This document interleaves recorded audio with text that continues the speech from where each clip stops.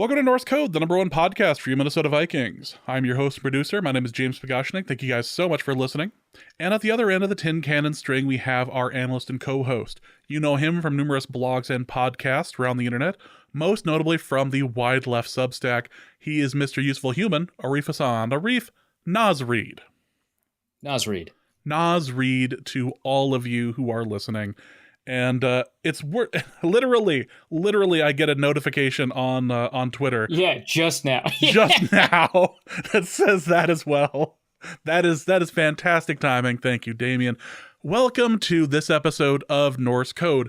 We have plenty of stuff to talk about, but it's worth pointing out before we start that the Timberwolves have not yet lost a playoff series since your tweet that said that people were upset at you over. Yeah, I guess. They don't seem to be upset anymore. I've only received like one message from anybody that was like, "Hey, I remember when you tweeted this." And I have two theories as to why that's the case. One, people are enjoying themselves. They're not getting caught up in what some random tweet from like 3 weeks ago said. That's like living in their heads, and fantastic. I'm happy for them, except for the one guy who DM'd me. Didn't even tweet at me. He DM'd me. Two, that's tempting fate, right? Like they haven't won the whole thing yet. So if you were to, I think everybody knows, which is why I think the tweet is fundamentally true. Because I think if you lived in Boston and you're like, you know, the last time the Patriots won a Super Bowl was like 2004, and they were the least recent team to have won their championship, right? Because the Bruins won, the Red Sox won, whatever the other team is, the Celtics, they're playing right now. They had won a championship more recently than the Patriots. Like they just all won championships, right? You know, they would be fine dredging up a tweet in the middle of the playoffs predicting that their team would lose and dunking, right? But I think all Minnesota sports fans are like, we got to wait until like the Timberwolves win the whole thing. And also like in the spirit of the thing of me saying, hey, you probably shouldn't let this live like rent free in your head while you're enjoying your team, do fun stuff. I probably, if they lose, I probably shouldn't bring the tweet up. Nope, I would. I'd let that be. Anyway, and as a Minnesota sports fan, I had the moment where I was literally just saying aloud to someone here that's like, you know, I've been a Minnesota sports fan forever. I know how this game is going to end, and that's when Cat made the dunk at the end of the game, and like, oh my god, yeah, ruled so hard. This is it. God. This is actually so what a time to be alive. So welcome to this episode of Norse Code. Hope you guys are all doing well, and a happy Naz Reid to you all. We have got some stuff to talk about. We'll do a little bit of OTA stuff, the Jefferson news that isn't news. Also, the Lions are extending a number of players and gave a lot of money to Jared Goff. Is it too much? Is there a better way to describe that it's too much? We'll go over that. And then Arif wrote a piece about Jordan Love that we're gonna go over a little bit as well before the mailbag. But before all of that, thank you guys so much for listening to Norse Code. If you enjoy the show and would like to help us financially, you can do so in a couple of different ways. You go to patreon.com/NorseCode and go there for $3.50 a month, or a little less for the year subscription. You'll get access to the bonus material, which a new episode will be coming out here any day. You'll also be getting access to the Discord, which has been a lot of fun the last couple of days as well. Oh, yeah. There's some new lore dropped in the Discord, right? Yeah, there's James's relationship corner has had a lot of interesting comments in it, of which I wasn't trying to hide anything here, but so much like Drake has been hiding children. That is not the case. That is not. You've been hiding an X. I have not. Okay, I have not been hiding an X, and B, no, that is not how this works. And C, I have more lore. Kendrick, do not seek me out. I have more lore, actually. I'll be the Kendrick here, but without any bars. So this X, who's in the Discord, by the way, is also like our accountant. It's the Norse Code accountant. Basically, yeah. If I need to ask a question about and I was describing her for a while as as our like Saul Goodman style accountant. Be like, so gambling losses and taxes, how exactly would this work? So you can feel safe in giving us your money in knowing that one of James's many jaded exes is handling it. So she's not jaded about that. She's jaded about everything else. That's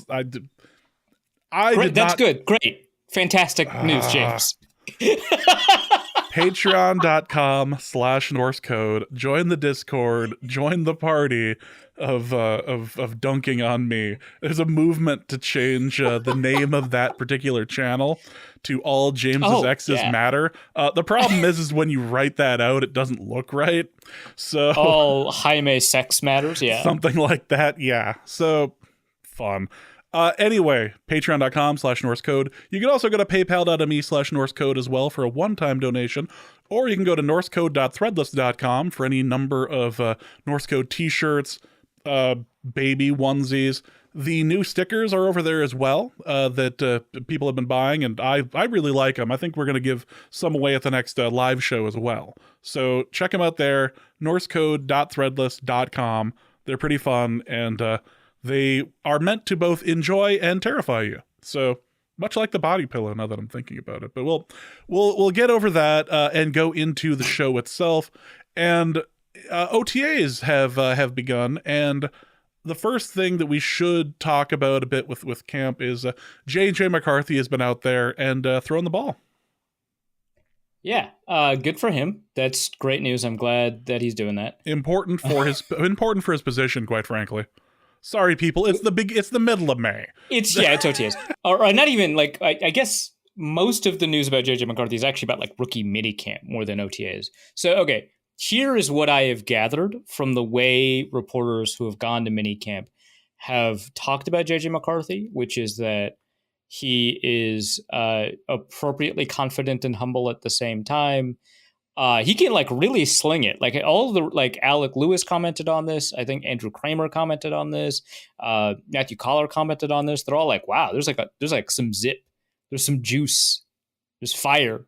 Right? Like it's the ball's just jumping out of his hand. Like all of them are like really pleasantly surprised at the degree to which the arm strength like shows up and is obvious, which is like nice, right? Because like, while that wasn't really like a knock on his scouting report, it wasn't regarded as a strength. And for it to be very noticeable to a group of reporters that have watched a lot of quarterbacks in Vikings uniforms. And I would argue that Kirk Cousins actually didn't lack arm strength, but certainly he wasn't like a top 5 arm strength guy. But like Sam Bradford had like a lot of arm strength, especially in a camp environment. He didn't like use it to throw the ball deep or anything, but he had it, which is nice. And a lot of these people have like watched that. They've watched, the whole gamut of quarterbacks that have all had like relatively different amounts of arm strength, including Jaren Hall, who's on the roster right now. And it's noticeable, which I think is notable, right? So that's nice. The Vikings account is tweeting as many highlights of Sam Darnold as possible to kind of get you prepared for the fact that we're probably not going to be seeing the rookie for a while, which, best of luck, Vikings Twitter account. Good luck with that. But yeah, there's not a ton of news, but it very much seems like people are excited. Alec Lewis wrote like a fun profile of Dallas Turner. You can find that at The Athletic about how the comments of this article are pretty funny. I shouldn't have read them, but about like how like Dallas Turner is like the number one. I think he's like the number one edge rusher, or however they do the recruiting rankings. I think they still don't separate edge rusher, defensive end, linebacker. But number one defensive end, obviously he's a linebacker in the Alabama system, but number one defensive end in the country, number one in the state. Started all 4 years maybe at his high school in Florida, which is and in South Florida in particular. So it's like pretty significant. And then he just couldn't get on the field for Alabama. And his dad is like, you got to stick it out. Just like a normal, stick-to-itiveness story. Great. And how this like fits with like Brian Flores, who's like, you got to earn it. And yeah, that's all great. Like it speaks to the kind of player that it is. And I recommend that people read it. someone did point out in the comments that like this is literally the exact opposite of Kyrie Jackson, and I'm sure we're supposed to be just as excited about him. So it's like a really okay. You weren't supposed to read into the meta narrative here, guy. Just like enjoy the story. But yeah, Kyrie Jackson spent I think 2 years at Alabama, didn't get playing time, transferred to Oregon, and now he's in Minnesota. But yeah, that's nice. There was a comment on that piece that was like. I wish people would stop talking about how much we traded up to get him. It was the first comment, I think, which I feel like if you want people to stop talking about something, maybe you don't make it the first thing that you talk about, but I get it. And like a bunch of replies. And then someone was like, yeah, well, don't tell Arif wide right Hassan, which honestly, when I went into the comments, I just wanted to see just like generally the reaction to Fairly Normal Profile. I didn't expect to see my name, if I'm being honest. But yeah, Arif wide right Hassan, which I don't know what the insult there is supposed to be. Because like caring about trade value, I don't think is like a right-wing position, if I'm going to be completely clear. I mean, fine. Famously, there's not really trickle-down economics doesn't really go well into NFL trade value. I mean, you do you. Kind of, I guess. I don't know. But yeah, so I was like kind of confused. But yeah, I didn't expect to be in somebody's head when they read this like really normal profile. I mean, like Alec has like a bunch of great quotes from like Dallas Turner's dad. Like, it just focus on that, man. I don't know. He got Will Anderson to talk about. Like, that was cool. But yeah, like there's not a lot. You're mostly going to get profiles for the next couple of weeks. You'll get position battle updates, but there aren't a lot of position battles for the Vikings right now. And it seems like the one that we have clarity on right now is just Blake Brandel is going to be the left guard, and Wes Phillips said that he's earned it, right? Which okay, I don't love it, but it's kind of the direction that the Vikings have been pointing in with all of their, I guess, non-actions over the past couple of months. So it's to be expected that Blake Brandel is going to, I don't know about handed the job, but is going to be given like default or priority position over the job. Again, OTAs, right? So there's a lot of time left, but I don't know. That worries me. I think he's a very good backup, really high level sixth offensive lineman, but I think there's like a huge difference between that and a starting guard. So that's something to worry about, I guess, but not a lot of other clarity on some of this other stuff. Like I assume, that we're seeing Byron Murphy and Andrew Booth and Caleb Evans and Kyrie Jackson all competing for these outside corner spots. Byron Murphy sometimes kicking inside. I think it's kind of interesting that we keep on talking about Mekhi Blackman as a nickel, because I mean that's kind of what the Vikings said right when they drafted him. Doesn't seem like he's getting a ton of nickel snaps. Didn't during the season all that much. But he's a nickel. But the way the Vikings have talked about it is that they want Byron Murphy to kick inside. So they want a Caleb Evans or Andrew Booth to earn a starting job. They want Kyrie Jackson to earn a starting job. Seems like they're a little bit less invested in the 5th round pick than they are in the 2 4th round picks. So that's what I've been gathering from the way people have been talking about it. But as of recording, there's been essentially one OTA and rookie minicamp. So there's not like a lot going on here. Nope. But it's time for a show, and this is what we got. So we do have that, and another reason why we can record is to debunk a bit of news that wasn't news. And the only reason that made it news was the fact that Adam Schefter had decided to tweet a version of it out involving that Justin Jefferson was not currently attending the OTAs. Now, this also isn't news because he didn't do it last year anyway, but you want to explain to our listeners why this is an incredibly stupid bit of non-information? So a Mets reporter, I think, for Sports Illustrated, I don't think it was the New York Post, but a Mets reporter, saw Justin Jefferson like in Florham Park. And typically when football people like refer to a smaller city that the headquarters of an organization is in, that's shorthand for the organization. And it doesn't even have to be a smaller city. Sometimes you'll see like football reporters say Egan to mean the Vikings facility. So Justin Jefferson was seen in Florham Park, but he wasn't seen at the Jets facility. which probably would have violated the CBA in some pretty substantial ways if he were. Yeah, he's literally just seen in the city. It's a bit like saying that somebody was in Winter Park back in the day. Like that's a bit much. Yeah. So he was in the literal city, which, mind you, I mean, there's like not a ton of reasons to be there aside from like the Jets facility. Cheesecake Factory. As far as I understand. Athletes love the Cheesecake Factory for some reason. I mean, I don't blame them. Certainly I would recommend better options, but hey man, if you don't know what you want, Cheesecake Factory has it's a big menu. I'm gonna Google this. I'm just kidding. Yeah, what is in Florham Park? Yeah, you do that. Report back. Meanwhile, there's nothing here. The Vikings are not going to trade him. If they were going to trade him, certainly I think they would have tried to do that before the draft so that they could get another first round pick. To probably draft one of the receivers that went in the first round, I would have imagined, right? Plus, they're not in a particular bind. So the way the Vikings have talked about this contract extension for Jefferson, it sounds so agonizingly close. Like, I think they're just waiting for when he is going to show up to announce it so they can hold a presser the day of. Like, at the combine, Kwesi Adofo-Mensah said that they were like really, really close, right? Like we were like so close. Like, great, that's fantastic. Typically, GMs don't talk about it in those terms, but those are just kind of words. But the way that he mentioned it after the draft was really, I think, kind of set the tone for me. And I think we mentioned this in the last episode, but he basically just said, yeah, we didn't want to do it now because it would overshadow the draft. That to me says it's done. It's basically a done deal, and they're just going to announce it when they can announce it. And this would suggest to me that when Jefferson is in the Twin Cities, they will announce it and then hold a press conference the day of. So to me, it's basically a done deal. If it's not a done deal, they can just franchise him, right? Like, that's not like, it's probably not going to be a T. Higgins situation. So for people who don't know, there were a lot of rumors where the Bengals were going to trade T. Higgins because they don't do a very good job with contract extensions. And that never came to pass. So T. Higgins is still on the roster. So they franchise tagged him. He still has not signed the franchise tag. He has about 6 days to sign it before he is not allowed to play for any NFL team.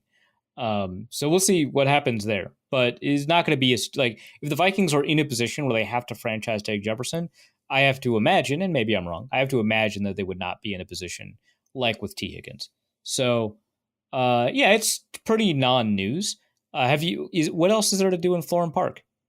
It turns out there's a Cheesecake Factory 10 minutes from the facility. No way. It is. It's in Short Hills, New Jersey, which is not that far away. According to Google Maps, it's about a 10-minute drive. Incredible work, James. From Florham Park to Short. I figured it out. I'm proud of me. That's where I'm at. I love the idea that he flew into New Jersey to go to a Cheesecake Factory. I wonder how far it is to medieval it's not Medieval Hills, Medieval Times. Oh my God! Oh, it's an ideal scenario. Where else can you go to a Cheesecake Factory and a Medieval Times? Please don't answer that. That's in Lyndhurst. That's a 33-minute drive, actually. Oh, ideal. The Cheesecake Factory for lunch. Grab yourself some avocado egg rolls, cheesecake, and then it's like a light lunch. And then you go over to Medieval Times for like a whole turkey leg or whatever you have. I'm proud of the two of us for not doing a terrible New Jersey accent this time and potentially upsetting the 6 people who listen to us from New Jersey. I feel like if we did another terrible New Jersey accent, we'd upset much more than 6 people. Look, I believe in the power of the Taylor ham. That's all. That's what I'm saying. That was so bad. That's all I'm saying. Yeah, we're Taylor ham, not pork roll, I guess, is the side we've taken. We've taken the side. We were in agreement. That's where we're at.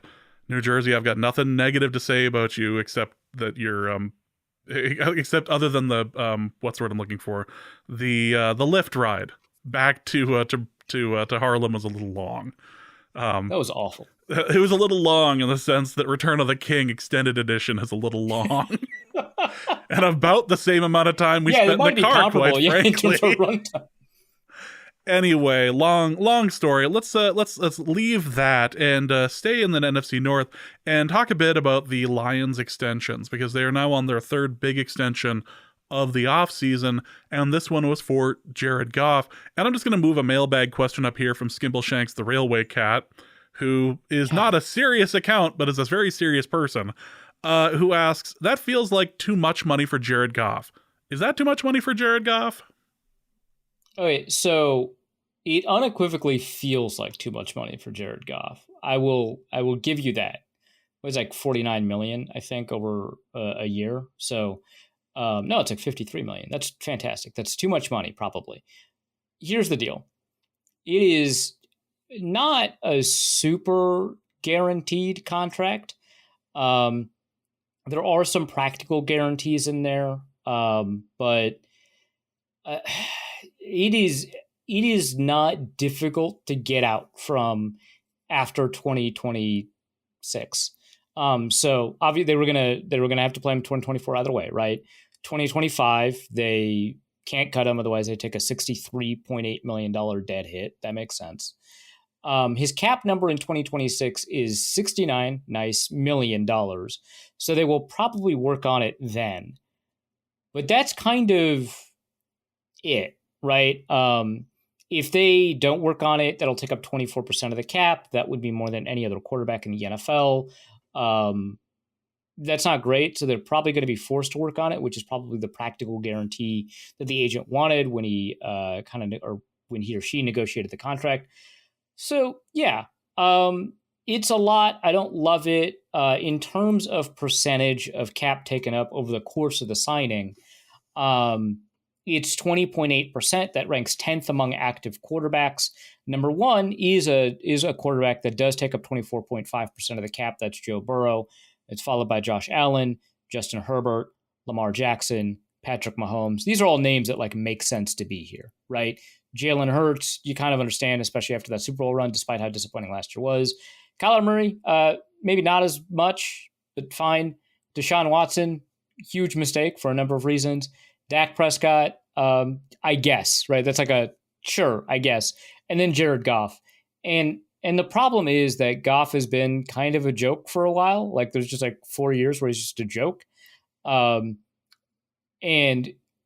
people kind of just like remember, like it got so bad that like when he finally won a game with the Lions, his girlfriend like stopped her swimsuit shoot with Sports Illustrated to celebrate it, which in that context feels like he's fine no matter what you do. Like if you have to say that sentence, he's good, right? He's doing fine. He's doing well, yeah. Yeah. But it turned, and then he started winning games, and everyone was like, I don't know what this is about. And then he started winning games while putting up some interesting statistics, and everyone was like, I don't know what this is about. And then he was putting up some like solid statistics that more strongly suggest sustainable types of play. I'm still a little skeptical, but it's kind of difficult at this point. So there's something there. I just don't know about it being the 10th highest, the 10th largest contract by percentage of cap at signing. Like for context, Kirk Cousins, who, mind you, is getting replaced and is also coming off an injury, only signed for 17.6%, right? That's like a huge difference, that like 3 percentage point difference with the Falcons. And I would regard Cousins and Goff to be on similar planes. Obviously Cousins is older, but it's probably a lot for Goff. I think we might be making too much of it. The real question is whether or not the Lions will feel forced to even out that 2026 cap number with a new deal that will ensure that he stays there for much longer. Also, the Hendon Hooker experiment is over. Long live Hendon Hooker. It's important to put that into context. So there were two other extensions that the Lions had finished so far this offseason. Yeah, so they signed Penei Sewell and Amon-Ra St. Brown. Penei Sewell, one of the best right tackles in the NFL, has an argument to be the best. Certainly up there, probably better than Brian O'Neill. So I mean, this deal makes sense. $28 million a year APY. As a percentage, it's, like 10, it's up there, right, in terms of like right tackle money, but it's, I think, reasonable. This is one that would be harder to quote unquote get out from under. Essentially, he's guaranteed until 2027. The 2027 deal becomes fully guaranteed, or not fully guaranteed. 10 million of it becomes guaranteed in the third day of that league year. So it's not the same as like a rolling guarantee, but it is something to pay attention to. But it doesn't like bother me. The Amon-Ra St. Brown contract, this is a guy that's kind of hard to value because, I mean, you've heard the podcast that we've had with Jeremy where we try to figure out if he's a top 15 receiver. And I just keep on asking if X or Y receiver is better than Amon-Ra St. Brown. Usually they are. So he's probably not a top 10 receiver, but maybe he's a top 15 guy. Either way, $30 million a year. That sounds like a lot. It feels like it'll set the expectation for, Justin Jefferson, who I predicted at $35 million a year. But this is one where it's like a bunch of weird money at the end, including like 17 million in a void. He's never going to hit 35 in cap over the course of his contract. In fact, the most he only hits over 30 million once, and that's in 2026. So it is kind of a funny money deal. A lot of the guaranteed is up front in the form of a signing bonus. So it feels bigger than it is, but it is going to make things a little bit difficult in 2026 with that Jared Goff contract, with that Penei Sewell contract. And the Lions are now at a point where things are kind of turning in terms of where their advantages are, because they were able to bring in a bunch of free agents for the past couple of years because they didn't have like a ton of cap space tied up in a quarterback. There's some of their best players were on rookie contracts like Amon-Ra St. Brown, Penei Sewell. And now that's not going to be the case, especially for 2025 and 2026. And they're going to have to like figure out how to manage the rest of that roster, because they can either just keep on hitting in the draft, right? Which is pretty difficult to do, but the Ravens did it for years. The Steelers did it for multiple years in a row for a while. But it's pretty difficult to like be consistent in the draft. But it feels like now that they're at the spot, they're giving a lot of money to a quarterback who's not a top 5 quarterback. So they have to provide some help. And that means they have to be successful in the draft. There's not a ton of wiggle room. So that's where the Lions are. This doesn't really affect, the way we evaluate their 2024. A lot of people see them as the favorites in the division. That's fair. I'm going to remain a Jared Goff skeptic for probably too long. It's probably been too long. I probably should just let go of it. But it would be hard for me to, like, if someone asked me to put money down on them not winning the division, it would be hard for me to do that. So, it's not going to be a huge deal now, but it could create a window for them and shorten that window. It's also worth noting, as a side note, and it kind of going back to the conversation we were having earlier, that there is both a Red Lobster that hasn't closed and an Outback Steakhouse as well, close to Florham Park. Yeah, this is an ideal city. Where else can you find a Cheesecake Factory and a Red Lobster that hasn't closed? That hasn't closed. Okay, we don't have to get into the economics of equity finance buying companies and hollowing them out, but I cannot believe private equity stole our cheddar biscuits. How dare you steal our cheddar biscuits? Sorry, I of all the restaurants that like came up when I did the Florham Park search, like, wait, there's a like a real Red Lobster over there? Fantastic. It's like finding a Ponderosa someplace. Like I don't understand this at all. Oh my God, Ponderosa, that takes me back. Oh my God. a couple days ago, I have a group of friends that we all go out for dinner on Wednesday nights, and somebody comes up with a text thread and then says, "Hey, where's everyone? I want to go." And Grand Forks has had a lot of restaurants close in the past like 12 to 18 months. And my first response was, well, let's go to Red Lobster. Nope, can't go to Red Lobster. And so, like, we just started naming all the ones. And then we started naming the ones from our childhood. Like, Players and Toppers was on there, too. Topper. It's the Royal Fork. Royal Fork was on there. 32nd Street Eatery. Like, it was fantastic. Sorry, that's an inside thing for anyone who ever spent For time all of our Grand Forks listeners. Grand Forks listeners. All right, so something I wanted to talk about was your Jordan Love piece that got published. I believe it was today. If not, it was the day before. Your Jordan Love piece that has been getting some interesting reactions among the Packers faithful and Packers Twitter and all that. Ignoring the replies to the tweets from them for a moment. The Jordan Love piece is trying to describe whether or not he's actually a success or what they have to look forward to moving forward, correct? Yeah. So Jordan Love's contract runs out at the end of this year, right? So he signed a very short-term extension because he didn't know what his future was with the Packers, and the Packers didn't know how good he was when he signed it, right? Because they had Aaron Rodgers coming off an MVP season. So it was like really difficult, but they also didn't have a solution at quarterback, and they had faith in their process for a first-round pick. So short-term extension, it's going to be up at the end of the year. There has been discussion about whether or not the Packers should attempt to extend him now or extend him later. And obviously the risk with extending him now is that you don't have a particularly large sample by which you can judge him. And so if he turns out to, be a pumpkin, right, then now you've attached yourself to this massive contract to a quarterback that's not going to help you. Or he could be as good as he was in the playoffs throughout the rest of the season, and now you're going to have to pay top 5 quarterback money to this guy, which means that you've never really had any moment where you can do the rookie quarterback thing, which on the Minnesota Football Party, I mentioned that like the rookie quarterback thing is definitely overstated in terms of the advantage it provides, but it would be nice, right? If you had, like, you drafted this guy and it turns out he's a top 5 quarterback, but at no point can you take advantage of the rookie contract. There's like a lot of uncertainty. And my issue was that it seems like a lot of people have landed on one side of that evaluation. Instead of having like a range of evaluations, a lot of people are kind of, I'm not going to say stuck, but have landed on the idea that he is a fairly high-level quarterback because of the way that he finished the season. And I understand it, right? It's like, he made a bunch of really impossible throws, especially in the playoffs, just really incredible, deep shots, tight window throws, great decision-making, really quick and on time. Very annoying, right, for a lot of Vikings fans.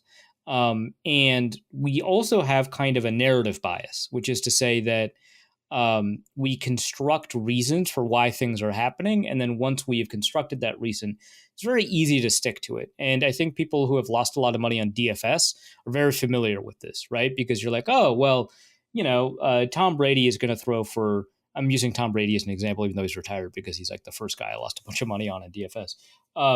If Tom Brady is going to throw for over 250 yards, and if he does that, well, surely then that would be a situation where Julian Edelman is also getting over 60 yards. So, stacking them together, that makes a ton of sense. And well, if that's happening, then the running back is not going to get a ton of yards because they're throwing the ball and they're not running the ball. And you construct the scenario, and the more of the scenario you construct, the less likely it is, because it is just increasingly specific, but it is more recognizable. It's more coherent. It's an easier story to tell.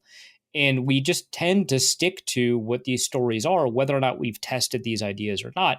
And one of the stories that we repeatedly stick to, especially at quarterback, but really at any receiver, and especially for a younger player, but honestly for almost any player, is that if the second half of the season is really high level, which unequivocally I think was the case for Jordan Love, if it's really high level, then we just kind of make the assumption that they've developed, and the second half of the season is evidence that they've genuinely gotten better, that the base level of talent it has improved because they've improved over the course of the season. So that is improvement, and you can take improvement with you. And it's very seductive, but I had mentioned previously on this podcast, I think I mentioned on the Minnesota Football Party, and I mentioned on the Purple Insider podcast, I mentioned that, historically that doesn't work out. Like if somebody has a really strong second half of the season, it's very easy to overinvest in that person.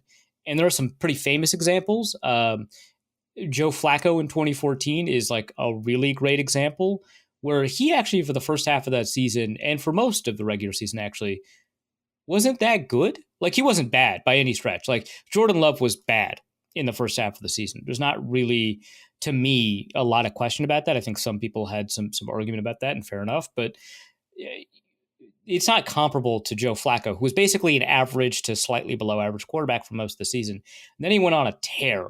And obviously the playoffs did really, really well, won a Super Bowl. And now the Ravens have to figure out if they're going to extend this guy as his contract expires, as he wins a Super Bowl coming off of a remarkable playoff run. They do, and they give him a ton of money, and it doesn't work out. But this happens all the time. I've mentioned Geno Smith as an example where it's happened twice to him. It has happened twice to him. I checked the numbers. It happened to Sam Darnold, actually, in New York. But it happens a lot. And I list a couple of the examples. And so I wanted to test that and then test it using the data that we have access to now versus when, people first started recognizing that fact. That includes a lot of advanced statistics I explain in the piece. And I talk about the fact that Jordan Love was really good at unstable metrics in the first half of the season, which is why his production was better than his performance to the degree that we could measure either in the first half of the season, but it was still kind of bad. And in the second half of the season, his unsustainable metrics kind of cooled off a little bit, which makes sense. They are unsustainable. That's why you call them that. But his sustainable or his stable metrics actually improved really, really substantially. So third in this metric, fourth in this metric. And I'm including the playoffs when I'm counting all of this.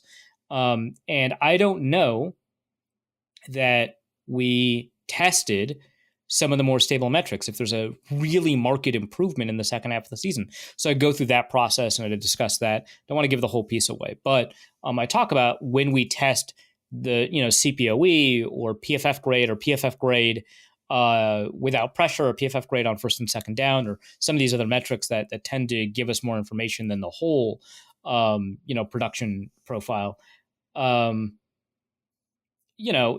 What that looks like and whether or not we can take a look at that. So wrote that piece about Jordan Love.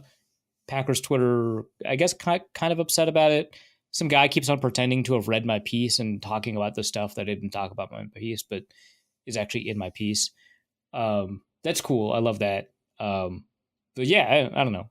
Peter Bukowski shared it, and a bunch of Peter Bukowski's listeners did not appreciate me. I didn't seem to be mad that Peter shared it, though. So no, they just for whatever reason they just don't like you as a person.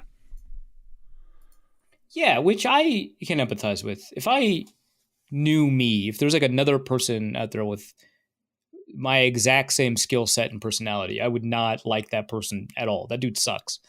Can you imagine eating a meal with you? That'd be awful. I would never end. That's the worst. Between just constantly agreeing with each other and just never actually eating your food, yeah, it'd be aggressively agreeing with each other, but in ways where we're unnecessarily pointing out caveats and nuances that the other one failed to include in their perfectly reasonable statement that didn't actually need caveats or nuances. And so we're agreeing, but in ways that sound like disagreement. It's hell. I would not want that. The person who wants a clone least is Arif Hassan. Well, let's go to the mailbag. I'm out of restaurants in the New Jersey area, so we'll go to the mailbag. And the first question is important because the schedule was released. The shows out of the country have been released, or rather the games rather. Alexander the Dane asks, "Will you come to London to watch the Vikings?" Arif will definitely be there. Wait, hold on. Why are we going to London? I know we were going to Germany. You're wanting to go to Germany. I am with everything that's supposed to happen between the determining whether or not I'm going to end up needing back surgery, all of that. I am theoretically going to London as well. So that is the current plan. Certainly that's a plan. Yeah. I don't care if I give the entire island COVID. I am going.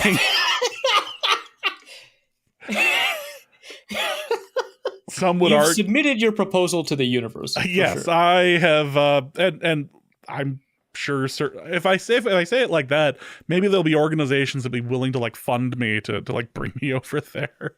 But that sounded awful. You'll immunize the island. Yeah, no. Yeah, that's exactly what I'm trying to do. But the plan is to go to London. I don't know about a show yet, but there are plans to go to London for the October 6th game.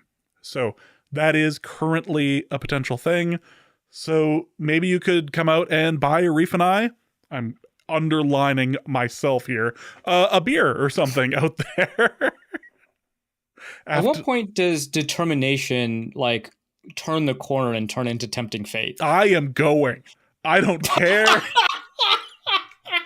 I missed a double doink. And like, here's the thing. Last game, my fever broke about 6 hours before kickoff. So like, because the game kicked off at like 8:30 or so, 8 o'clock Central. It was obviously like, evening for the UK, but like, so my fever like broke at like 2 or 3 in the morning. Oof. And then I stumbled to the couch to watch the game. Was finally like not completely insane. I had to watch the double doink 3 times to make sure it wasn't a hallucination.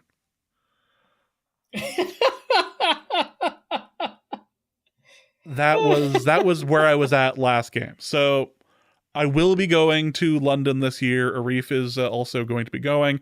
We will actually make it there. I don't know if we have a show in us, but we will be doing something interesting for listeners that week. So yes, good. We've put it out into the universe. Now the universe has a chance to smack it back to me. I can't wait for the update to you in like 3 weeks that I'm going to need surgery or something and be like, oh, okay, well, this. Yeah, well, anything is possible. Actually, we could both need surgery is the worst part. Like my back will be fine. It's just your teeth are slightly less British and like, or more. And it's just not going to go well. I'm on a months-long quest before we head to London to make my teeth the least British teeth you could possibly imagine. So that's my journey at the moment. That's his arc. Can't wait for that. As we go into the mailbag, I just want to remind everyone it is the off season. So about 20 minutes from now is when it's all going to go to hell and go off the rails.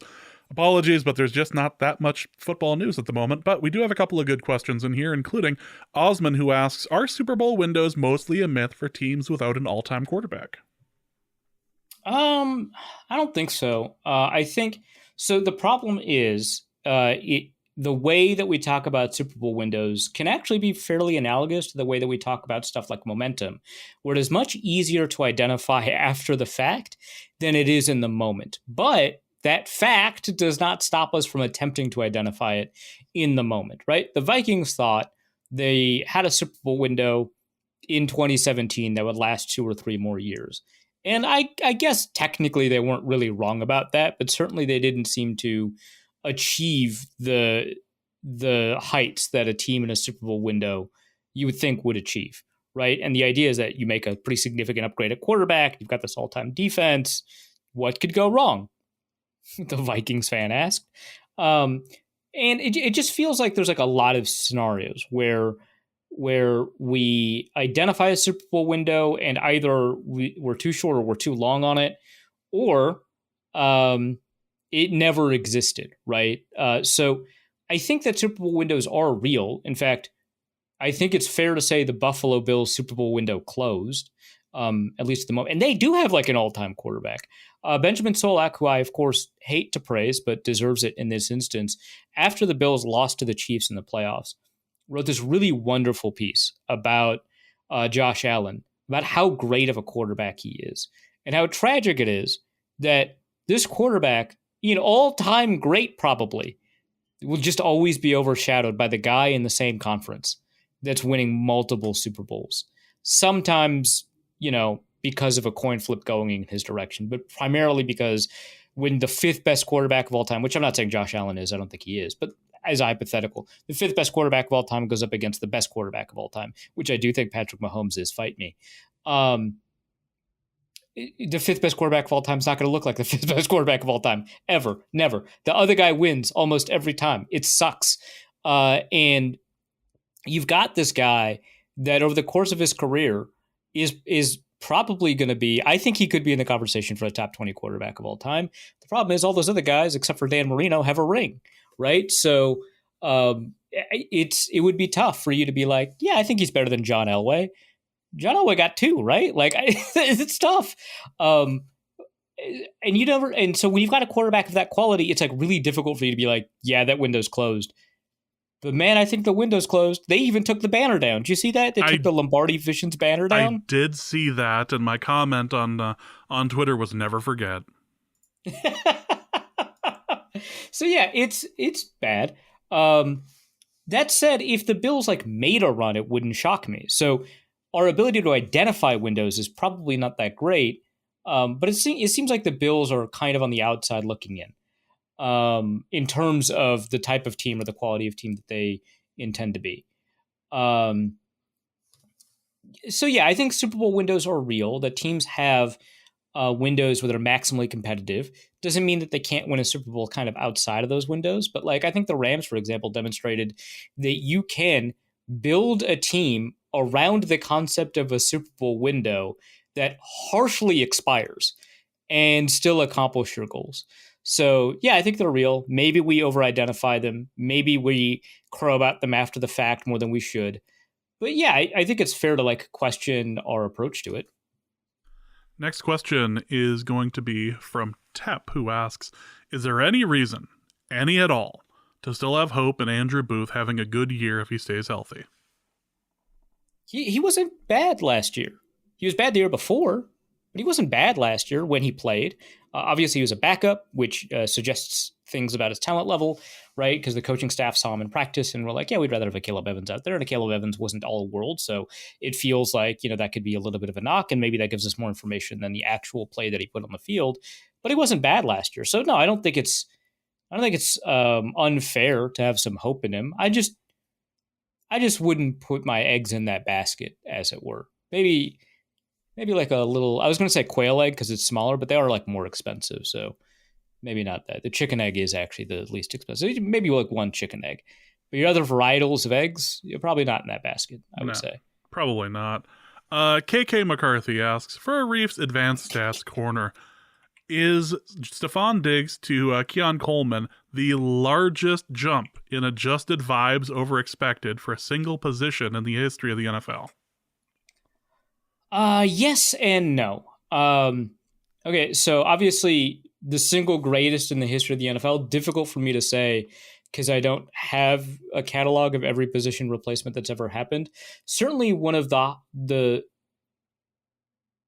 smallest versus expected change in vibes had to be Cutler to Orton, right? Like, I think if you're the Denver Broncos and you trade for Kyle Orton, trade away Jay Cutler, you expect a whole different attitude. And you did get a more personable quarterback, but only because the bar was in hell, right? Yeah, he is technically more charismatic. So's a dish rag. So is a lit cigarette.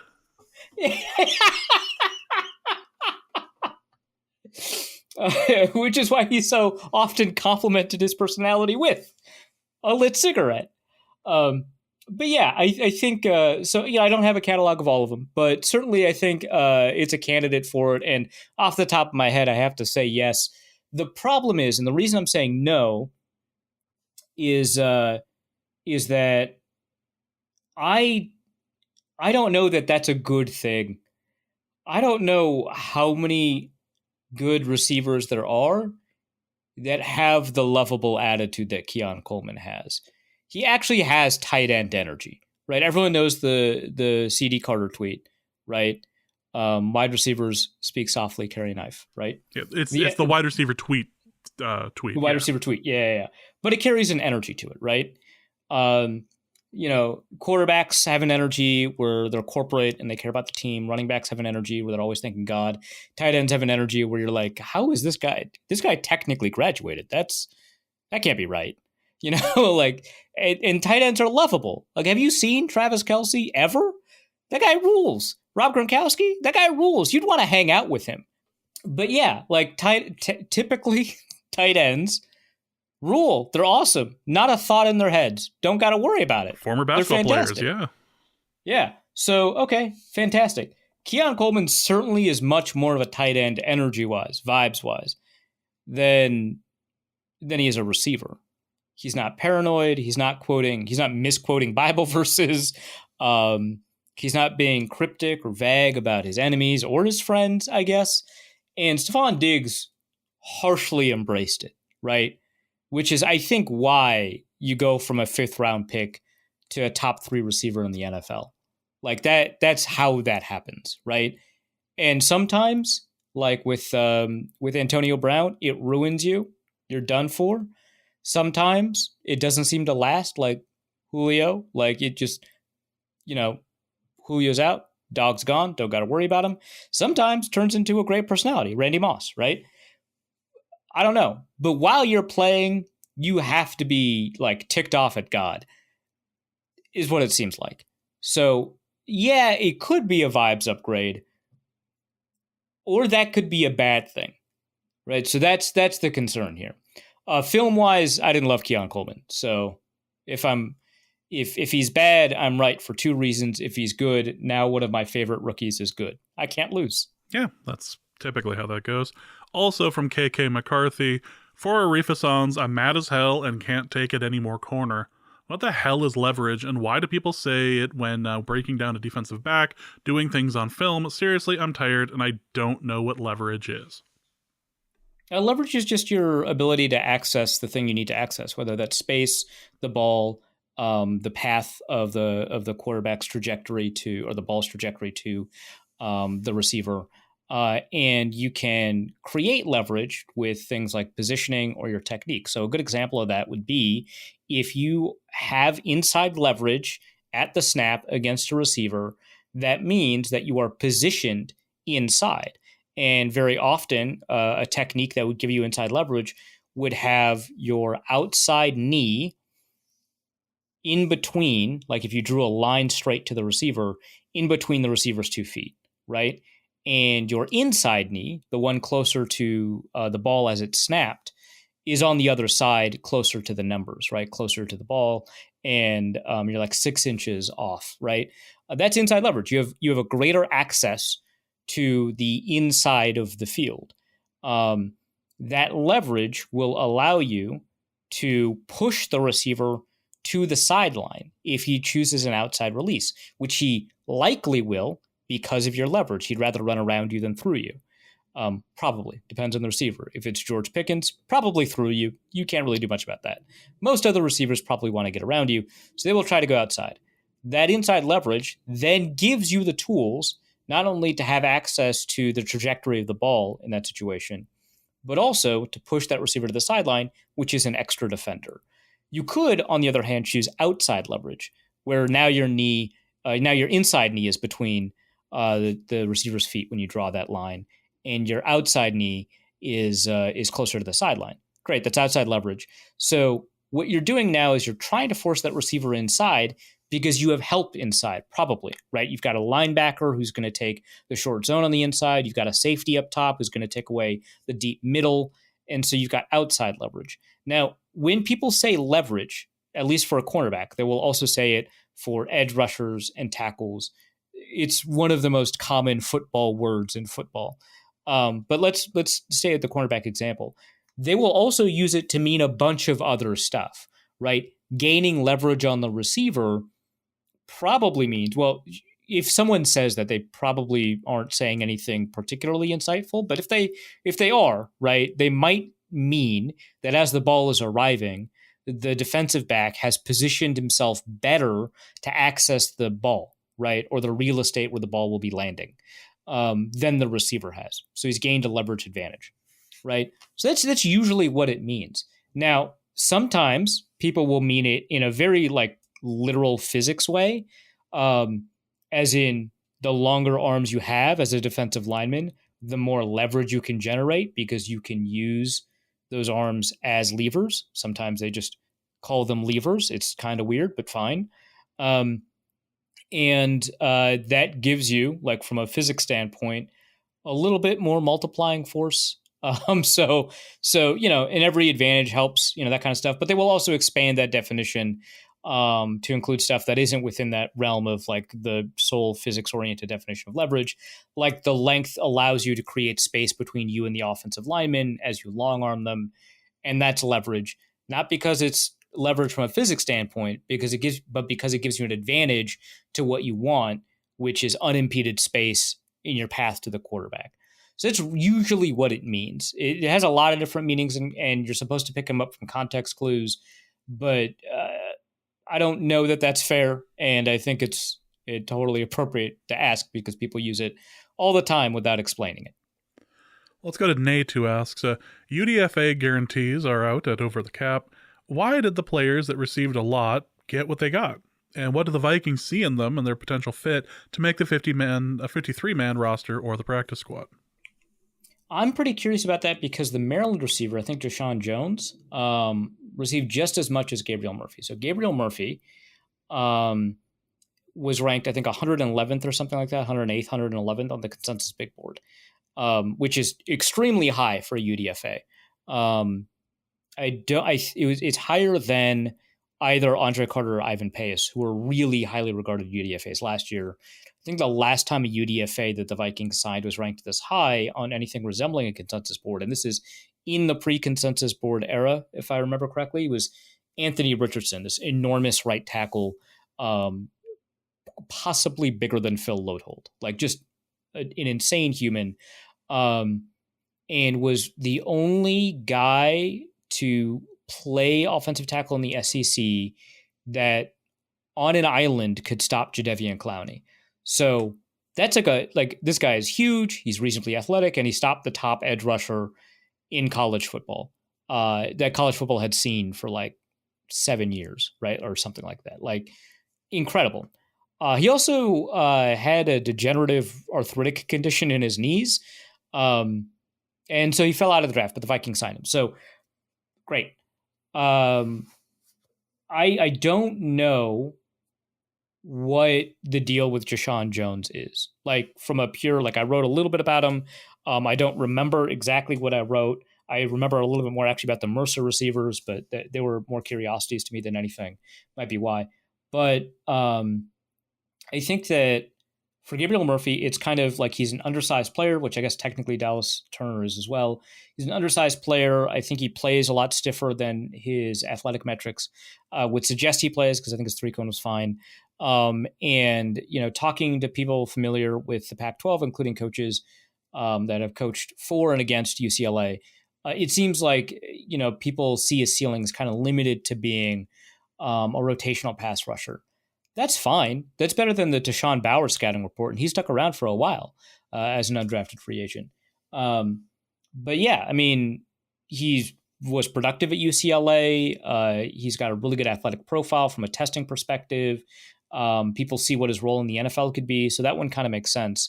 The thing that surprised me is that Dwight McLaughlin got like a really standard guarantee, something like $10,000, $15,000, which he was like ranked 8th or 12th or something like that of the UDFAs in the consensus board. And he didn't get a very high guarantee. And that could mean two things. And I think one of them is a little bit more likely than the other. The less likely one is that he thought there was a lot of opportunity to make the roster as a cornerback for the Vikings. And I do think there probably is, but there's the reason I don't think this is because the second one makes more sense. And his agent, was like, hey, we love the defensive backs coach here. We love Brian Flores here. And we think that there's opportunity here. And what matters most is the second contract you sign, not the first contract, which is like fair. I think that, positioning yourself for a roster where you're just much more likely to make the roster is a much smarter move than only getting the highest guarantee or the most money. But the second argument is that there was just not a ton of competition for his services. And so his agent couldn't negotiate a higher guarantee. It was take it or leave it. There was maybe 2-3 teams. None of them were willing to move it up. So he just took the Vikings because there's some opportunity here. And the reason I think that that's the case, not the guaranteed one, is that one, guarantees are a signal that the team is going to take you seriously and you're more likely to make the roster. In fact, I don't know that Andre Carter would have made the roster without that guarantee last year. But, the UDFAs with higher guarantees are just more likely to make the roster. Now, I think that in Vikings history, that hasn't really been the case. So it's easy to be skeptical of that. Like, Adam Thielen basically had none. He was a tryout. Same with Marcus Sherrills. CJ Ham didn't have a very high guarantee. And, you take a look at the UDFAs that have made the roster for the Vikings outside of the past 3 years, and it hasn't really been the guy with the highest guarantee usually. So, don't place too much importance in that, but I do think that because you're playing with like the margins and the odds, you should probably keep track of the guys with the higher guarantees because they are more likely to make the roster. So I want to dig into Deshaun Jones a little bit more. For context, it seems like the guarantees that Deshaun Jones and Gabriel Murphy got are tied for 8th in terms of the largest guarantees offered to UDFAs this year, which is pretty significant. But it is kind of interesting that it wasn't, 1 or 2. Like number 1 is like $350,000, which is curious. But yeah, I mean, that could be a situation where he was juggling offers where there were a bunch of guarantees, and he saw that the Vikings just got rid of Danielle Hunter, and he's competing against Pat Jones and Janarius Robinson. Well, I guess Janarius Robinson's gone, right? Pat Jones and DJ Wanham's gone, and Andre Carter, right? Like, he's probably not going to displace Andrew Van Ginkel or Dallas Turner or Jonathan Grenard, but there's some opportunities there as a depth player.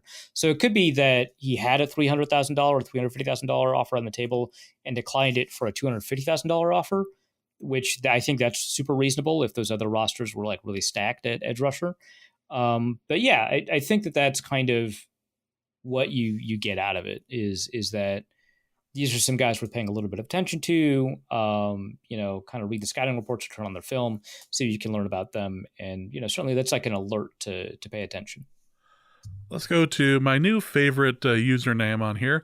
Trans-inclusive Harrison Butker asks, as we reach peak offseason, is there an art to meaningless statements about draft prospects in minicamp, or does Sean Payton actually believe he has the ideal quarterback? Clearly he doesn't, because they recently released Ben DiNucci. Yeah, I think the Broncos will be forever cursed for scorning Ben DiNucci like that. Just like the Cowboys have been. Yeah. They've been disappointing ever since they released Ben DiNucci. Don't pay attention to the fact they've been disappointing before that. But certainly I think, they've accelerated their demise through that. The real question is whether that passes to the Broncos or if now just 2 teams are cursed, right? It's kind of like the Super Bowl deal, right? The linear Super Bowl trophy. You have to make a decision about whether or not a new one emerges or if it just replaces it. But yeah, Sean Payton was fairly complimentary of Bo Nix, compared him to like a championship golfer, I think, something like that.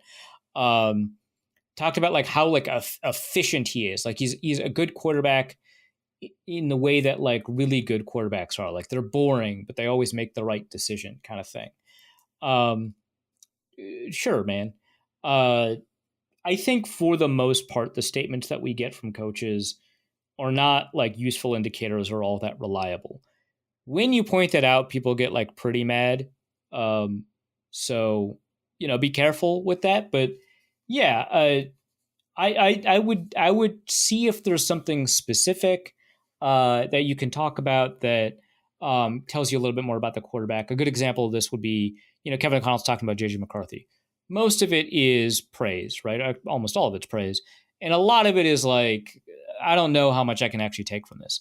But at the beginning of minicamp, I believe he started with a pick 6 to KJ Cloyd, the linebacker, an undrafted free agent. And they were talking about it, and it seemed as if, so the way that Kevin O'Connell talked about it, which was later confirmed by McCarthy actually, is that there was an alignment issue with the receiver he was throwing to. And from a read perspective, like the way he read the defense, it seems like that was the correct decision, the way that O'Connell described it and the way that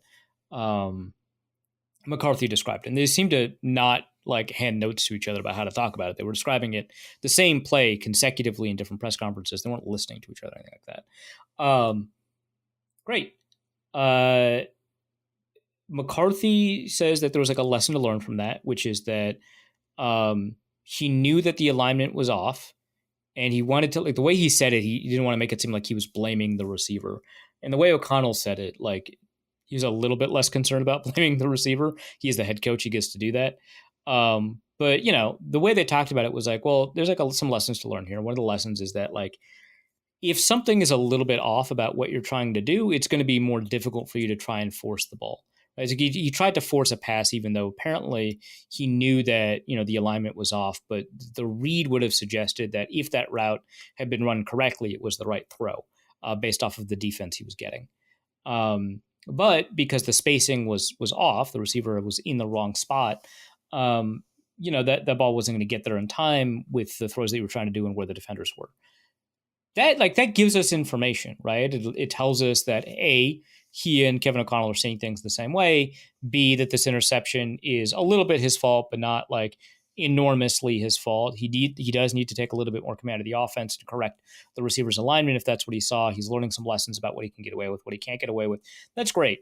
But Sean Payton saying he's like a good golfer. He's making good decisions with each play. You can say that about anybody, whatever. So for the most part, I don't pay attention to what people are saying in minicamp about the quality of their player. Maybe pay more attention to specifics, right? And that could be about quality, right? Rare types of praise. If you've seen a coach in the media long enough, you can see like when a particular type of praise is rare, or when they talk about a detail on a play. That'll probably give you a little bit more. So yeah, a lot of it is just the way they were praising Christian Ponder before the 2012 season was crazy. I actually ended up years later at the Senior Bowl. I was talking to somebody on the coaching staff for the 2012 Vikings, and I was like, "All right, come on, what's the deal here?" And they're like, "Oh, we knew, we knew that he didn't have it, and we can't say that." So we had to work around, and we built an offense that obviously, short passing, Percy Harvin did it. And then of course, Adrian Peterson goes off, but we knew that it wasn't there for us. Maybe it would be there next year. I don't know. But in OTAs, we knew it wasn't there. And if you pay attention to the pressures that occurred during OTAs in 2012, they were extremely, tremendously positive about Christian Ponder. So, and that's true for everybody who ends up having a bad season. Even Zach Wilson got a ton of praise from the Jets when Aaron Rodgers went down. So you don't pay too much attention to that stuff. Apologies if this is too literal a comparison, but it really sounds like Sean Payton when he's talking about Bo Nix. He sounds like that guy in an in-person fantasy draft that takes a quarterback way too early, like first round, and is just trying to justify it to everybody else who's sitting there going, there were so many better options available to you. Say George Kittle was on the board, or Travis Kelce was on the board. Kelce was on the board. He's going to get you more points. Yeah, but he's got a lot of upside this year. He's a running quarterback. He's had 10 rushing attempts his whole career. Yeah, but he ran a 4.4 40. Yeah, but he doesn't run. He's not a running quarterback. Well, this year the coach said that they wanted to give him some more running opportunities. All right. By the way, did you know that Florham Park is 25 minutes from the nearest Sbarro? So there's options. There's even great Italian food in the area. Yeah, you can get great New York style pizza. Michael Scott's best. David Rose asks, I keep seeing Dallas Turner. Somebody put that in the Discord and went, I have to check to see how far this is. David Rose asks, I keep seeing Dallas Turner as a rush edge, only basically, but Florio, Bill B, and Saban all say he's like Hightower. What would his role consist of then? Yeah, so the first time someone compared him to Donta Hightower, and I believe someone was like, hey, Bill Belichick compared him to Donta Hightower, and I was like, that is very weird. I don't like that. I think he's wrong. And it's tough for me to be like, Bill Belichick is definitely wrong about this guy. But I was like, he's not coaching. Maybe he's not watching all these guys paying too much attention. And then Saban said it, which, I feel like he would know. He didn't retire until the end of the year, right? He would know. He's coached the guy. He's a defensive coach. Okay. And then Flores said it. And it's well, this guy has the most incentive, right, to nail who this guy is, right? Because he's you stood on the table for this guy, right? He this is the guy he wanted. He wanted Dallas Turner. He also coached Donta Hightower. So I don't see it, and this is a case where I can't do anything but defer, right? And I'm googling, so if you can hear me typing, I'm googling it right now because I want to see what what Brian Flores said about Dallas Turner and Donta Hightower, because I remember reading in the Alec Lewis piece the quote about Dallas Turner, being Saban.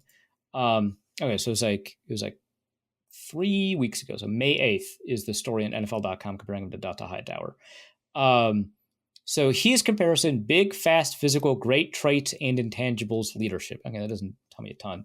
That's the name that comes to mind, Donta Hightower. I would say he's probably a little faster than Hightower, which, mind you, that Hightower was probably not known for his pure speed, or at least his sideline-to-sideline speed. The reason I don't love the Donta Hightower comparison, or I didn't when I first heard it coming from Bill Belichick on the Pat McAfee show, is they don't play the same position. I mean, they're both linebackers, technically. But Hightower, was a pass rusher because he blitzed from the second level. He was an inside linebacker blitzing from the second level. Great. He's like a bigger Ivan Pace, right? Or to not use a Vikings player, it's like a Frankie Louvu, who I think Frankie Louvu just signed with the team, like Washington. But he's like a blitzing linebacker. He's an off-ball blitzer, right? Like the world that Anthony Barr was supposed to live in, even though he was technically an edge rusher at UCLA. Great. But Dallas Turner was an edge rusher. People have talked about his coverage potential. They've talked about the times that he's dropped off in coverage, which technically he does have snaps doing that. But that is weird to me. If he's playing off-ball linebacker, the Vikings beat writer should be doing a better job of telling that to us, because there is an opening. But it didn't feel like the way that they were talking about him when he was drafted would be that he was an off-ball linebacker, which would make me question that pick substantially more. It's a reason I question the Anthony Barr pick. I was probably wrong about that, but it's not as if his overall career ended up bearing out to be a 9th overall type guy. But, first couple of years, I was probably wrong about that. But still, I wouldn't love that, especially because that means you have two blitzing linebackers as your guys. And I feel like at some point somebody's going to have to cover a tight end or something. But yeah, okay, they're both very physical. They're both closer to 6'2" than 6'5". They're both big for an off-ball linebacker, I guess, but small for an edge rusher. They both have this real grittiness to them, stick-to-itiveness. Again, you can read the Alec Lewis piece. But that Donta Hightower's really well known for it. Sure. Hightower also a tremendous leader. That linebacker room, always full of tremendous leaders, right? Donta Hightower, Gerard Mayo. But yeah, okay. I don't know what to make of it. It is very curious to me because they didn't play the same position, and three people who are very familiar with Donta Hightower and two people quite familiar with Dallas Turner have made the comparison. So I'm just going to have to defer. Yeah, probably. Maybe they use the same pass rush moves, but I don't know. That's weird. They're probably right, but that's weird. And just speaking of Anthony Barr, when he was drafted, the team didn't really know what they were going to do with him. They just grabbed this bit of clay and we'll mold him into something. He's an athletic prospect. He might rush the quarterback or something, but we don't know exactly where on defense he's going to end up going. Yeah. I mean, I think that we had, because we asked, because he was announced as a linebacker, and so we asked about that. We were is he going to be off the ball? And Mike Zimmer was well, he's probably I forget if Mike Zimmer switched what Sam and Will meant off the Frazier defense. They were running, because Frazier ran a very classic Tampa 2, which was misunderstood because they ran a ton of cover 1, but the terminology was very Tampa 2. The Sam linebacker would very often be lined up close to the line of scrimmage. And the Will would be kind of a free roamer, and Zimmer switched it so that the Will would be somebody who takes on more physical contact, and the Sam was a little bit more free, whatever, either way. And so I think Chad Greenway switched from Sam to Will, but his roles were the same. It was something like that a long time ago. And so he's we're thinking about him as a Sam linebacker. And a lot of us were wait, but Chad Greenway's the Sam linebacker. What? And no, he wasn't, but we didn't know that at the time because the draft had just happened. but yeah, and we're like, well, is it like James Harrison? Because you grabbed James Harrison in Cincinnati for 1 year, and he was an edge rusher in Pittsburgh, and then you made him an off-ball linebacker, and he blitzed a lot. Is it like that? And he's like, I wouldn't compare anyone to James Harrison, which is like, okay, I get what you're saying, but that's not what we were really doing when we asked that. We were like, are you going to use him? So yeah, and he was like, we'll see. But yeah, it was a very confusing. It turns out he's an off-ball linebacker, who's much better in coverage than I think a lot of people anticipated. But yeah, I think the comparison is close. But I think Dallas Turner ultimately is just going to be an edge rusher. It'd be interesting if I'm wrong, because that means a more interesting defense, and Flores running interesting defenses is extremely fun. Yeah, apologies for saying Florio there. It actually wasn't even written out here as the name. I just ended up going in a direction, and I was wrong. Whoops. Let's go to Stezo, who asks, what are your key takeaways from the Vikings draft video? Seems like they were very locked in on their guys, assuming the video has been truthfully edited. Is this good process? And also, Zen Cubit is asking, how worried should we be at how excited Kwesi was that he got to draft a kicker? He was like really excited about that. So if people aren't familiar, there's like an 18 minute 41 second, I think, video the Vikings released. It's on their YouTube channel. So I find it kind of interesting that like when you click on the tweet, it took you to the YouTube video and not the internal Vikings website for the video. Maybe just giving up on like actually using the internal video hosting the NFL provides, which fine. YouTube's a much better video player. But yeah, I mean, it's a draft video, so it's going to be hype. It obviously edits out any players that they were excited about but didn't get, right? Players that they might have wanted, who they've named. But even, if so, or I shouldn't say if so, it is that is the case. But even so, there's a lot of instances where they're naming a player well before he's drafted that they want, and they turn out to get him. And so it seems like they were pretty excited about these particular players. Obviously, we know that they were in on JJ McCarthy. I think a lot of us believe that, if they had traded up with New England, they would have grabbed Drake May. So only so much interest they could have had in JJ McCarthy, but putting in the combine visit video in there along with, O'Connell talking about his impressions from that made it seem like McCarthy was the guy the whole time. So great job, video department, for putting all that together. Dallas Turner certainly seemed like somebody that they were pretty interested in quite a bit before Latu was drafted. So that's interesting. Sure, it's a good sign, I guess. Seemed like they were pretty in on Kyrie Jackson, but they didn't talk about him a ton. So maybe they were in on a bunch of guys, but there were a lot of picks between the first round and the fourth round. So maybe who they talk about in those cases doesn't give us the world's most information. But yeah, it does seem as if they were honed in on particular players. Like they were just like, these guys are our guys. Jurgens is our guy, right? That's the Wake Forest center / guard. Will Reichert is our guy, which, okay, sure. I think that's not great from a process perspective in the middle to late rounds. In the first round, that's fine. Or not fine. It's much more excusable, I should say. But yeah, I just feel like being laser focused on individual players is how you can make a lot of mistakes in the middle and late rounds, because it causes you to overpay or overdraft players. It doesn't open you up to kind of the wide variety of outcomes they can get from a ton of different types of strategies. So yeah, it's kind of interesting. How worried should we be that Kwesi was excited that he got a draft kicker? So I'm not going to say that he was disingenuous in his excitement. I think he was excited, but I think a lot of drafting that we don't talk about a ton is maintaining relationships with your coaches. And sometimes they just need something to be done. And you're like, yeah, I can spend a 5th round pick on that. Who cares? And it could be the case that Reichert is an example of that, because Matt Daniels was geeked as hell about this, right? He was so excited to grab him.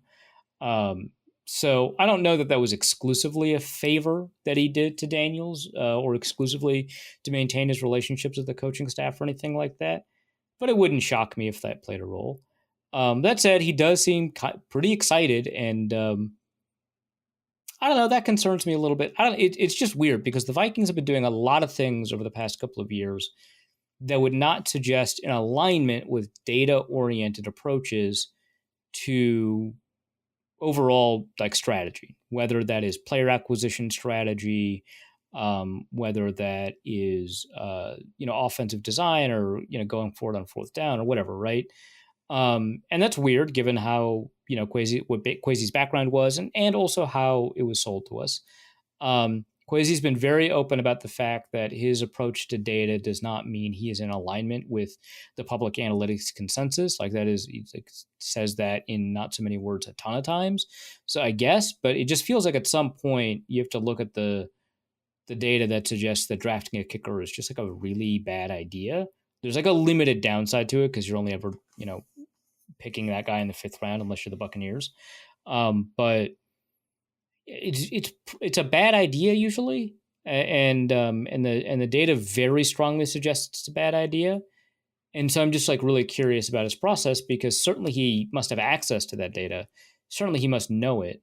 And he was still excited to draft a kicker, which either suggests that he has a very strong reason to believe that Reichert is an exception to this rule. And certainly I think that there's room for that with analytics-based approaches, that like, hey, the vast majority of the time this thing happens, the reason is this, which is why it doesn't apply to that. And so we can do that even though it's in contravention to most of what we understand the data tells us, because this is a reasonable exception. You do it too many times, you're probably not making the right cutoffs or making the right decisions, and you're just really convincing yourself rather than finding actual exceptions. But yeah, he must have had some strong reason to believe that this was some kind of exception, and maybe there's like a whole history of data that suggested that like a lot of these kickers that have been drafted that have failed, a lot of them have failed because if you take a look at the way that they kicked, a lot of we talked about kicker analytics on the post-draft show. A lot of their kicks were not straight down the middle. And if you only isolate the guys that had a high percentage of kicks straight down the middle, they do succeed. And okay, well, that would be a data-oriented approach that we don't have access to. Maybe that's the reason. But for now, I'm a little bit concerned. I did enjoy just the amount of joy he had in picking. He was so happy. Yeah, in picking a kicker. Clearly, he was not prepared for what you had said last episode for about 20 minutes about all the real reasons why you don't do that. Yeah, it was a long segment on that. I will say it was kind of funny that it was like pretty clear the offensive line coach didn't love this because he wanted Juergens a lot. And Kwesi's like, no, we'll get what I don't think that Reichert falls, but I do think Juergens falls. So we'll get the kicker first because we can get him, right? And we may not be able to get him later. And we think we'll get Juergens later. It was very clear. They didn't put that in the edit, but the way that Kwesi's interacting with this offensive line coach, very clear that the OL coach just wanted this guard / center, and it was kind of annoyed that like this kicker is taking priority. But he got his guy, so he got the guy that Kwesi said he was going to get for him. But like I don't know, it was kind of a funny moment to me. Just a bit roundabout there. Let's go to Adam Berries, who asks an interesting question. I'm not sure how we would figure out logistically how this would work, but the Houston Texans signed a couple of unrestricted free agent wide receivers, Jaden and Jackson Janke. They are twin brothers at the same position out of South Dakota State, famously one of the universities that you support because they go Jackrabbits. Yep, they beat NDSU often. Is this a first that a team signs brothers at the same position, or did the Texans just get confused and thought they signed only one? This is so interesting. So obviously there have been a couple of twins that have entered the NFL. I think Carl and Khalil Davis, I think, are two twins as well, if I remember correctly. Not Carl, something else. One of them was a defensive tackle for the Chiefs. Not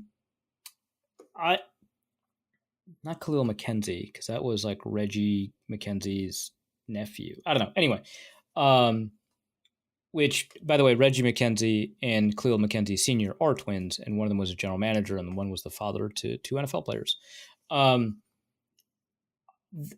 The only other time I can recall twins going to the same team out of college are Jacob and Cody Hollister, who both went out of Wyoming to the Patriots. They were not at the same position, however. One was a tight end and the other was a wide receiver. Now, obviously, you could convert one to the other, but because they had been coached at tight end and wide receiver respectively, they had slightly different skill sets and different body sizes. And so, but yeah, they didn't play the same position. So I don't recall, and this was not something I wanted to spend a ton of time fact checking. So you get the one anecdote about Jacob and Cody Hollister and the half remembered anecdote about a guy who played defensive tackle for the Chiefs who might be named Khalil or Carl. That's some and has a twin. Yeah, that's some fine off-season reporting there. We're gonna go to Buck Wallert, and I think it's now time for the breakfast menu to change over to Big Mac. So we're gonna go a little off topic here for the rest of the show. Buck Wallert asks, is Minnesota a basketball state? Is Anthony Edwards Jesus? Have you even thought about the Vikings since these playoffs have started? When does the basketball pod start? Hi, James. Hi, Buck Wallert. Hi, James. Yeah, I mean, it can be. It yeah, has sure. the ability to. Look. If the Wolves win the thing, we're a basketball state. The problem is like the bar to clear is insanely high. One, obviously, because like the Wolves have been bad for so long, it's really difficult to get attached to a team that just like doesn't even like disappoint, right? It meets your expectations, which is the worst thing that team could do, right? But you know, obviously, they started off the season amazingly. I think they stumbled a little bit in the All-Star break, and then they came back, and now they're fantastic and it's fun. It helps that they're an insanely charismatic team, and that Cat has been on the team for a long time. I think 9 years. He's been through a lot. Has been through a bunch that a lot of people in the state have gone through. I got like really mad. Like I don't care about basketball that much, but I found out that I care a lot about Karl Anthony Towns because in one of my group chats, someone was like, I don't know, someone was calling Cat soft, which is not like people call him soft like all the time, right? So it's not like a unique criticism. And I just got mad. I was like, do you know what that guy has been through? Do you understand? I can't believe it. And it's like, wow, I'm just a fan now. This is crazy. It's like, I didn't realize that I thought all these things about Karl Anthony Towns until someone that I have a vested interest in maintaining a relationship with used a common insult. And so we like talked about it. And I was like, I don't care if Jimmy Butler was right. Cat rules. Like, it was just like that, right? So, I guess I'll defend Cat forever as the guy I am. So it was nice to see him come up huge, especially in the fourth quarter. Because I don't know of Game 7. Because I don't know, like the second quarter, third quarter wasn't wonderful. Fourth quarter, fantastic. I meant for Cat. Obviously, the second quarter for the Wolves in that game was catastrophic. Well, yeah, he kept them in throughout the game, really. But yeah, yeah. God, that fourth quarter ruled. But yeah, I mean, Anthony Edwards is incredibly likable. I have to like, I feel weird about it because like I know of at least two like off-season things, or not off-season, off-field things that are like not in the spirit of likability. So I don't want to like go too hard, but he's like crazy charismatic, right? Like, oh my God. Like, I mean, the Charles Barkley thing, right? Like I haven't been in Minneapolis in 20 years. That ruled. Yeah. I don't know what I can say with the iTunes thing, right? Well, the team is so much fun to watch this year and everything, and we're playing with house money at this point and all of that, and the fact that, you know, knocking off the defending champs, looking like defending champs at times, playing defense. I heard somebody say that the Timberwolves have some teams have like go on like offensive streaks, and the Timberwolves have been going on defensive streaks. Like because the Timberwolves nuts. Went on like a 20-3 run or something like that. It was a run. I don't remember the specifics, but everyone was pointing out like this is a defensive run. Like don't get like they scored points, but this is a defensive run. And yeah, man, this is like it's so cool, especially because like in basketball you don't see, and I'm talking like an NBA old head, like I watch a lot of NBA. I don't, but it feels like you don't see a ton of like really good team defense. And like watching, especially against the Suns, because I remember I was watching and I was tweeting about it. I was like, this is incredible basketball. I don't know very much about basketball. And I think it was the way they played defense was so obviously great that like a guy who knows about sports kind of generally, but just doesn't know that much about basketball can watch it and be like, that is extremely high level play. It is wonderful what they're doing. Holy crap. Right. And like using the defensive player of the year as like a roamer, I don't know. It's cool, right? He's playing help is like his whole deal. And that's cool. I don't know if that's a common strategy. It seems cool to me, right? And then I looked it up. I looked up like the net rating, like the defensive rating for all the teams in the NBA this year. Because I was like, that defense is so good. You cannot tell me that like this isn't like a historically good defense. And I looked it up and it's a historically good defense. And it's just like fun to watch. Right? Like, obviously, blocks are awesome. And we haven't seen like a ton in the modern NBA since like Dwight Howard. And we thought we might have gotten that with like Anthony Davis. And I don't mean like blocks the statistic. I mean blocks like the soul stealing, like crunch you to the floor. Now I'm scared to go up the inside kind of thing. Right? And Gobert does it. And Wemby does it. And it rules. Jaden McDaniels does it. Naz Reid does it. Like, Jesus. I don't know, man. This is a lot of fun.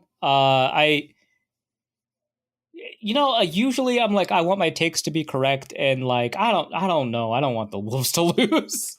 It's so fun. No, it's absolutely. I want Cat to win, especially. No, it's been so much fun to watch, and admittedly, when the Wolves went down 20, I changed the channel. I wasn't gonna watch it. And then the Discord exploded when they started going down to single digits. I was like, all right, I'll turn it back on. And then they just went. I was like, the only reason I kept watching is because I've got like a bunch of exposure in like Prize Picks is the sponsor of the Minnesota Football Party, right? Prize Picks. I did not. I did so not. I was like, I know the stats on how many points a team can come back from.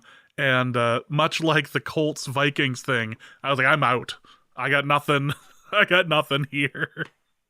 Yeah, I mean, I was like, I need, was it? Because I had assists plus rebounds for Rudy. And I was like, oh my God. Like, because I thought it was crazy because it was like 13 and a half, and all season he'd been getting 11 or so in Prize Picks for rebounds just generally. So when he got 13 for this game for assists and rebounds, I jumped on it. Now they knew something I didn't because he ended the game with like 8 rebounds or 9 rebounds and 1 assist. He didn't hit 13.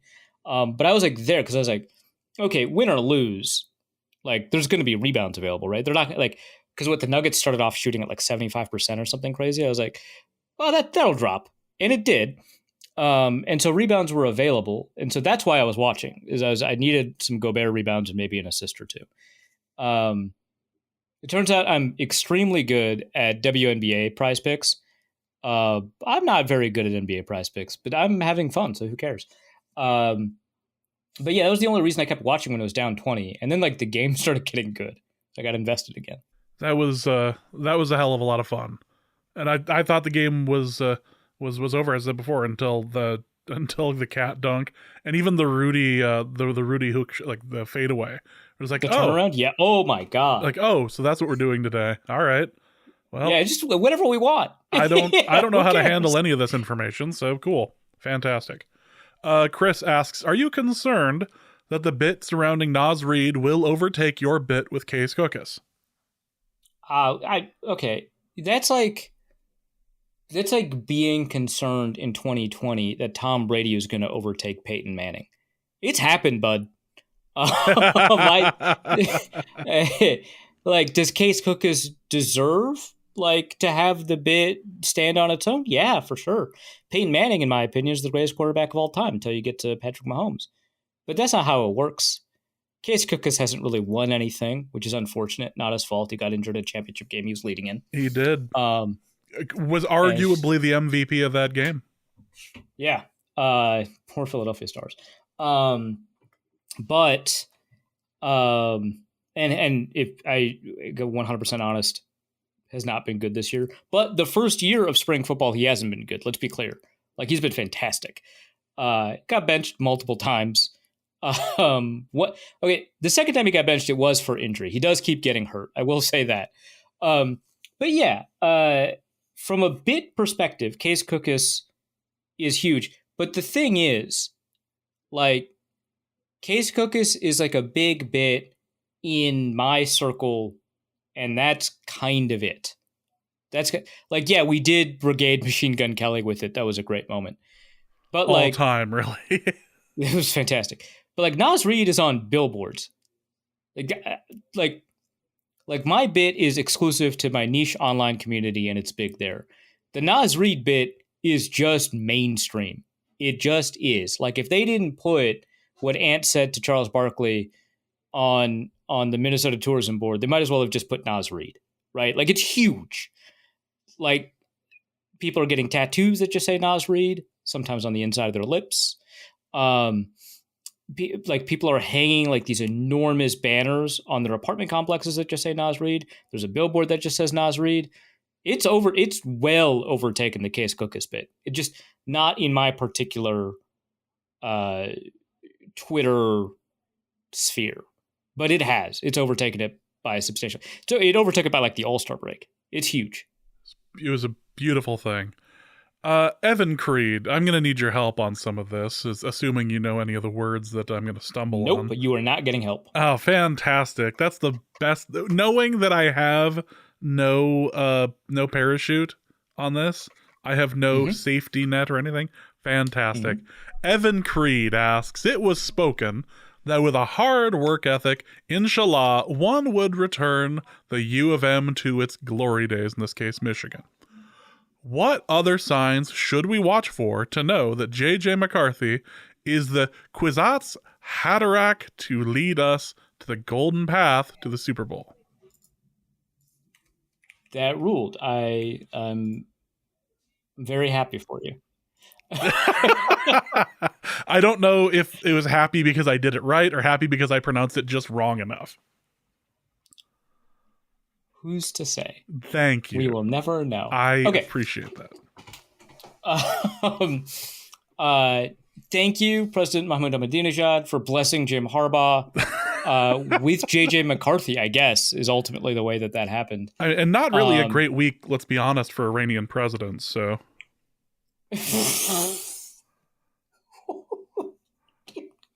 Is that too much? No, I just didn't expect it.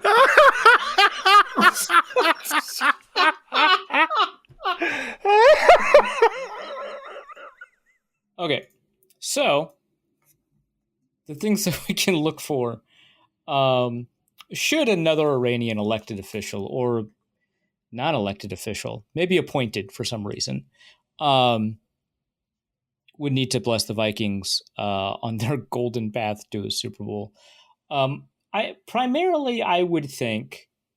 I actually have no idea why Ahmadinejad had a particular affinity for Jim Harbaugh. If I'm going to be completely, did he go to the University of Michigan? No, but the Iranian population in the state of Michigan, specifically in say that like section of Michigan, is ridiculously high. It's one of the highest in the world. Well, I do know that there are two Department of Homeland Security headquarters in the United States, and one of them is in Dearborn. Like, I'm well aware of that, but like, I don't know. It feels like a lot.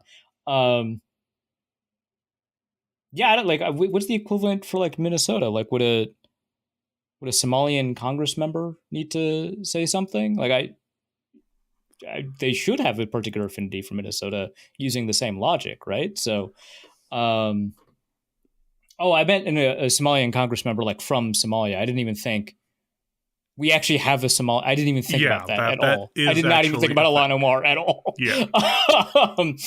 That was kind of funny.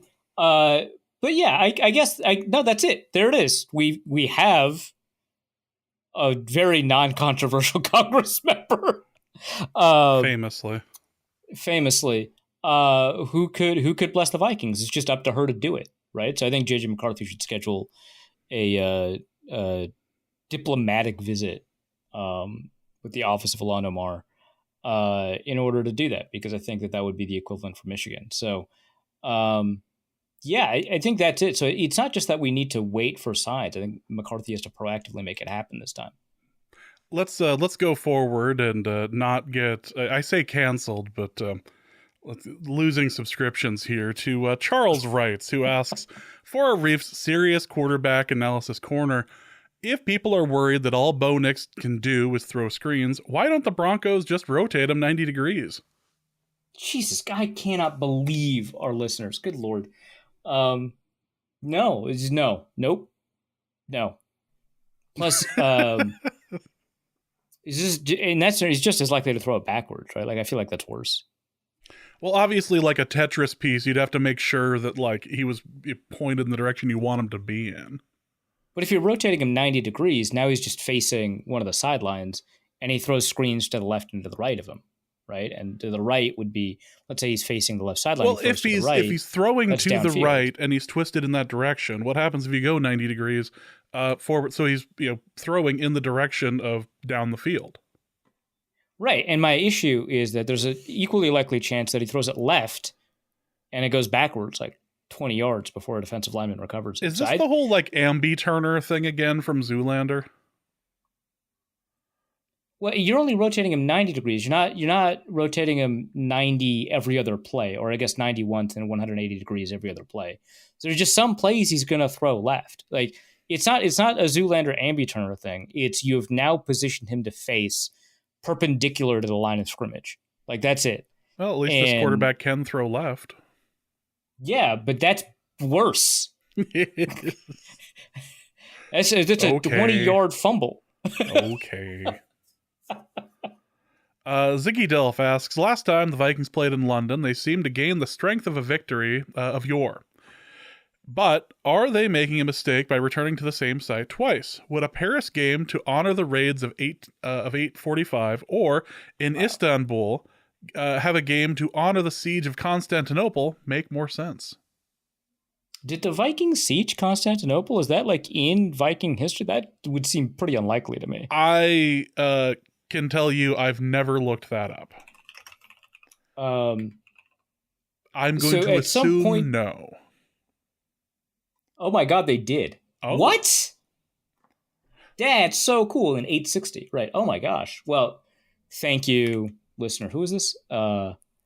This is Ziggy Dilf. God, okay, I shouldn't have. Thank you, Ziggy Dilf, for exposing us to the Vikings' conflict with the Byzantine Empire. Okay. Sure. It's like a lot of movement over land. That's crazy. Okay, sure. Why not? Cool. I was thinking like they could play in Ireland because there's been a lot of Vikings raids in Ireland, but like, I guess fair enough. I don't know that there's a problem with returning to the same site twice. We use this word a lot, but like famously, the Vikings returned to England a number of times extremely successfully. And a Viking settlement in France, which ended up becoming the Normans, ended up forever changing English history in 1066, the Battle of Hastings. Like the Vikings just won. Like they just won. They conquered England, period. So I don't see a problem with like repeat visits. And the Vikings didn't either. So I think they should go back. That's fine. My concern is I don't know what I'm going to write because when the Vikings played the Saints, right, I was like, oh, I could just do like a hokey, the Vikings defeated the Saints because the Vikings did, in fact, kill Saints in England. And I wrote about it. That's over at Pro Football Network. The Jets, that's a little bit tougher, I'm going to say. That one's not as easy. I don't know that the Vikings have had historical battles with flying machines. Outside of we'll take a look outside of a game of like Civilization or something, yeah. Yeah, and statistically they do tend to lose, but if you do have enough Vikings for whatever reason, they will defeat a fighter jet. That's good news. It's a good game. That's good news for all of us, really. Yeah. Not Your Father's Dopamine asks, does Arif plan on attending OTAs and training camp, pressers, etc. as a media member now that he's taken the Jill Stein approach to his career? I only wanted to ask it because of the Jill Stein approach to his career part. We're talking about like the Green Party candidate for president, right? Correct, like that, Jill? yes. Okay. I just wanted to, we're all on the same page. Like this isn't like I messed up some names and this is actually like Ben Stein's wife or something. Okay, great. No. Because I've gone independent? Like that's the, is that the, well, I guess we're both on the left. Okay, fine. There sure. he goes. I mean, there's two analogies here. It's good enough. Probably not. I don't think I will be. It kind of depends on what makes the most sense for my coverage when we get to it in August, but I think that's pretty unlikely. I don't know. The Vikings have been a little bit more restrictive about access in general, so even if I wanted to, I might not be able to. It's really kind of, that stuff might be dependent on the Vikings. We'll see, but probably my content plans wouldn't revolve around that either way. E.T. Spaceman asks, for Arif's Parenthood Corner, I just got a recruitment email from a company, and they also CC'd my dad. Is this indicative of a failure in my dad's part or a success? What? Why would... Perhaps they are familiar with him as well and wanted to make sure he got it. But there's worse. Well, I mean, there's like a couple of possibilities here, right? Like if you and your dad have similar names, maybe they're like, oh, we should email all of this guy's emails, and mistook your dad's email for you. Yeah, right? like a junior would have to deal with something like that. Yeah. Right. Yeah.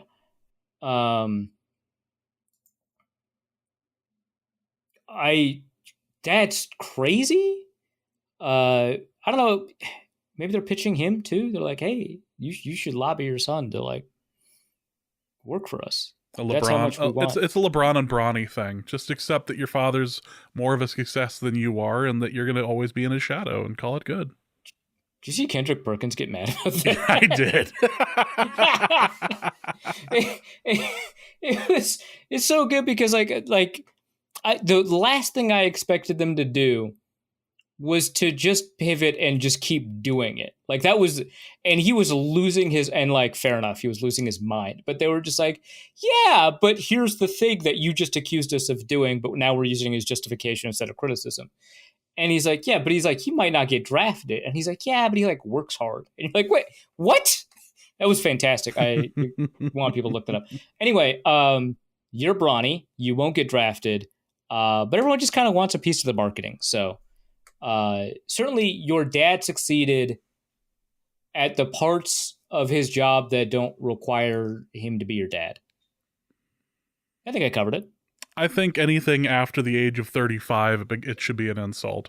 But if you're younger than 35, I think that you're still fine. I think that's... Oh, well, yeah, so that's information you have, so... Yeah, there you go. Good luck with that, E.T. Spaceman. Ingram's left arm asks... for Arif's business owner corner, I'm in the process of buying a new family house. In the process, we are planning on renting out our existing one. What classic slumlord tactics should I implement to maximize my business, a la blackmailing Luke Braun to be your indentured servant for the Substack?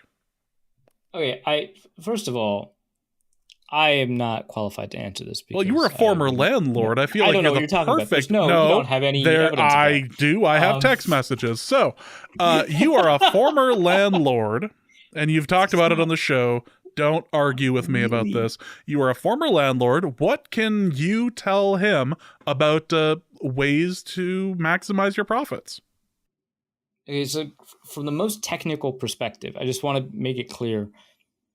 I never rented out property that I owned. We're just going to put that there and not explain anything else further.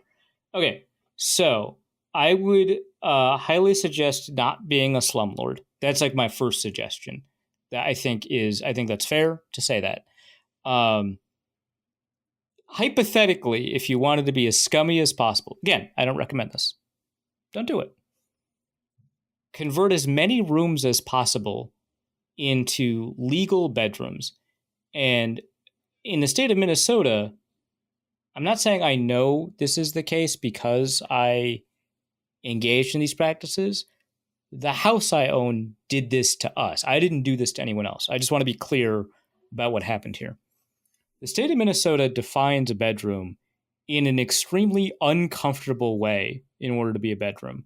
There's an addition to our house that is technically a bedroom that I can't imagine treating as a bedroom. They're very small in size. Obviously, you have to have an egress window. And that's kind of it. There's obviously there's a ceiling height requirement, which is why they did it. North Dakota is the same way, yeah. Yeah. So we bought a 2-bedroom house, and we were like, and we didn't buy it sight unseen, and we weren't like, hey, where's the second bedroom we bought? But we were like, okay, this was listed as a 2-bedroom house. Where's the second bedroom? And the real estate agent was like, there it is. And I was like, that's an office. That's not a bedroom. He's like, well, legally it's a bedroom. Oh, I was like, that's curious. There's a lot of space in the finished basement downstairs. They couldn't turn any of that into a bedroom. And he's like, no, the ceiling's too low. I was like, oh, okay. So these are the things I've learned about what constitutes a legal bedroom. It turns out that when we had guests, they would not stay in the quote unquote bedroom, but would just stay in the basement. It's fine. Anyway, look up what those requirements are and maximize the number of rooms that can meet that. That might mean knocking out a wall so that you have a window there. That might mean building new walls so you have an increasing number of legal bedrooms. There's access requirements for hallways and stuff like that. And obviously you're going to have to put fire alarms in each one. But that's probably the best way to do it, because a lot of people will see these TikToks from landlords about ways to cut costs. And certainly they're evil people and they do that and it saves them money. But there's way more money in maximizing occupancy than there is in minimizing random costs. Because there's only so much you can do to minimize costs. Obviously using poor materials, materials that are just barely up to code. Yeah, I mean, I will also say that labor rights are not very strongly enforced in any state. So there it is. I was waiting for your inner landlord to come out. No, I'm not. Look, don't do this. I'm just saying, really, this is an instructive lesson for people who are tenants and looking at ways landlords are screwing them. So I'm doing tenants a favor. Form a tenants union. I wouldn't say that if I was a landlord, right? So form a tenants union. That's great. You're not a landlord anymore, yeah. Again, technically, never a landlord. Technically. And that's important. So I just like the idea that you had people just staying in your basement. I wanted to say that Norse code, putting people in basements since 2013. But I will say that without a tenants union, which there aren't, people don't tend to form them, which they should. Without a tenants union, people are very unlikely to advocate for their labor rights. So if you do happen to violate, or not labor rights, tenancy rights. So you do happen to violate tenants' rights, it's unlikely that they'll take you to court for it. And also, if they do take you to court, they probably can't afford a lawyer. And even if they can, or they somehow win without a lawyer, those things are pretty difficult to enforce. This is a systemic problem. I wouldn't want you to take advantage of it as a landlord. But keep that in mind as a tenant. Your rights are probably being violated right now. Look it up. I remember I had a landlord that was actually really good. And when we first moved in, he gave us a copy of North Dakota renters' rights. I was like, that's a good Sometimes landlord. that's required by law. But yeah, they often don't do that. But that is required by law in many states.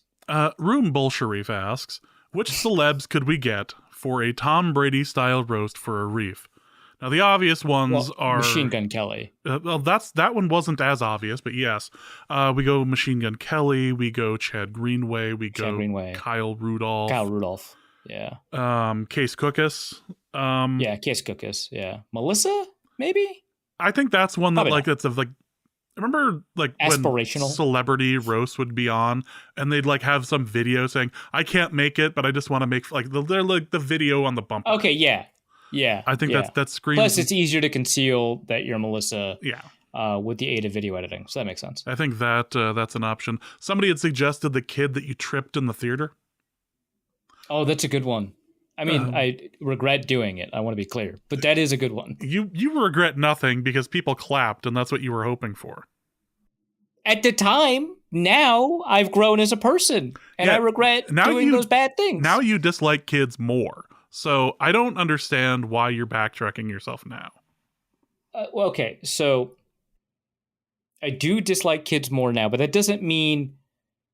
Okay, this is tough because I did send some chats in our chats between each other, celebrating the fact that LaMelo Ball ran over an 11-year-old. His foot, yeah. His foot. Actually, I should be very clear. He didn't kill a kid. I would not be celebrating that. But I did say, hey, maybe the haters were right, and the Wolves should have drafted LaMelo Ball instead of Ant. I don't know. It's so like ridiculous that. How does that happen that he runs over a kid's foot? That's insane. Like what? That's crazy. Anyway, I do dislike kids more now than I did then, but I think the parameters by which I express that dislike have changed. I think that's important. That I don't want to harm kids physically. That almost should be the show title, I think. It's a little wordy, but it'll work. Also, you have $400 to spend on Vikings cameos. Who are you spending it on? Not pictured in this list is from Cameo, is Brett Favre at $280. If you pull it up, you do have John Randall like right away. And Chad Beebe for $12. $12? Okay, so John Randall, very cute John Randall is $93. I think that's like clever, I think. Oh my God, Greg Joseph is on here. That's $50. I can pull that off.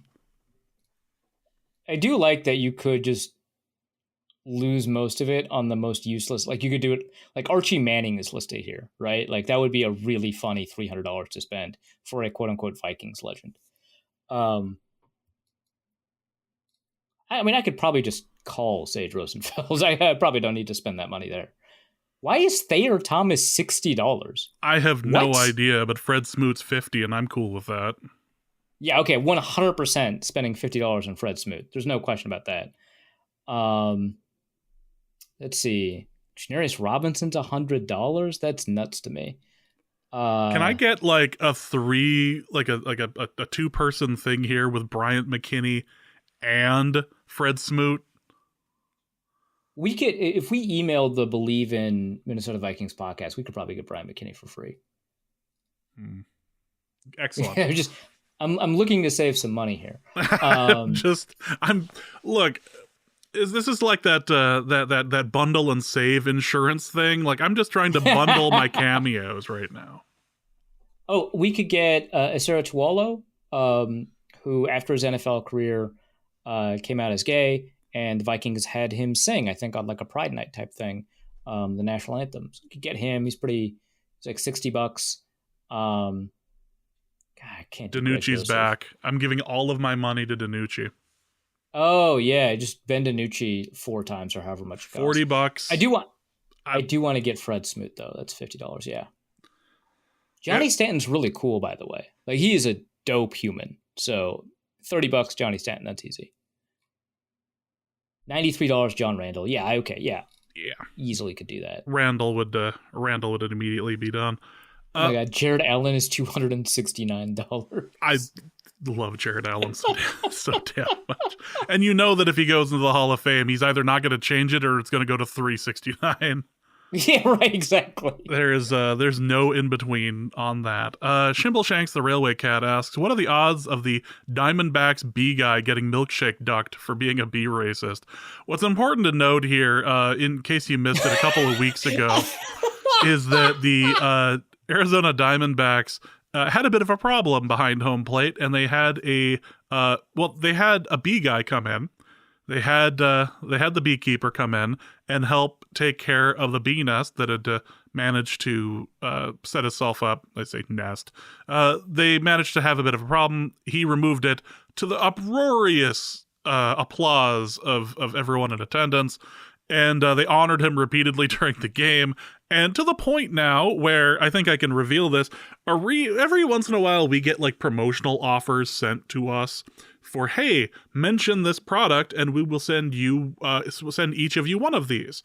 And usually they look terrible or fake or both. And Arif got a bobblehead, a possible bobblehead. It was not given to him. This was the offer for the B guy.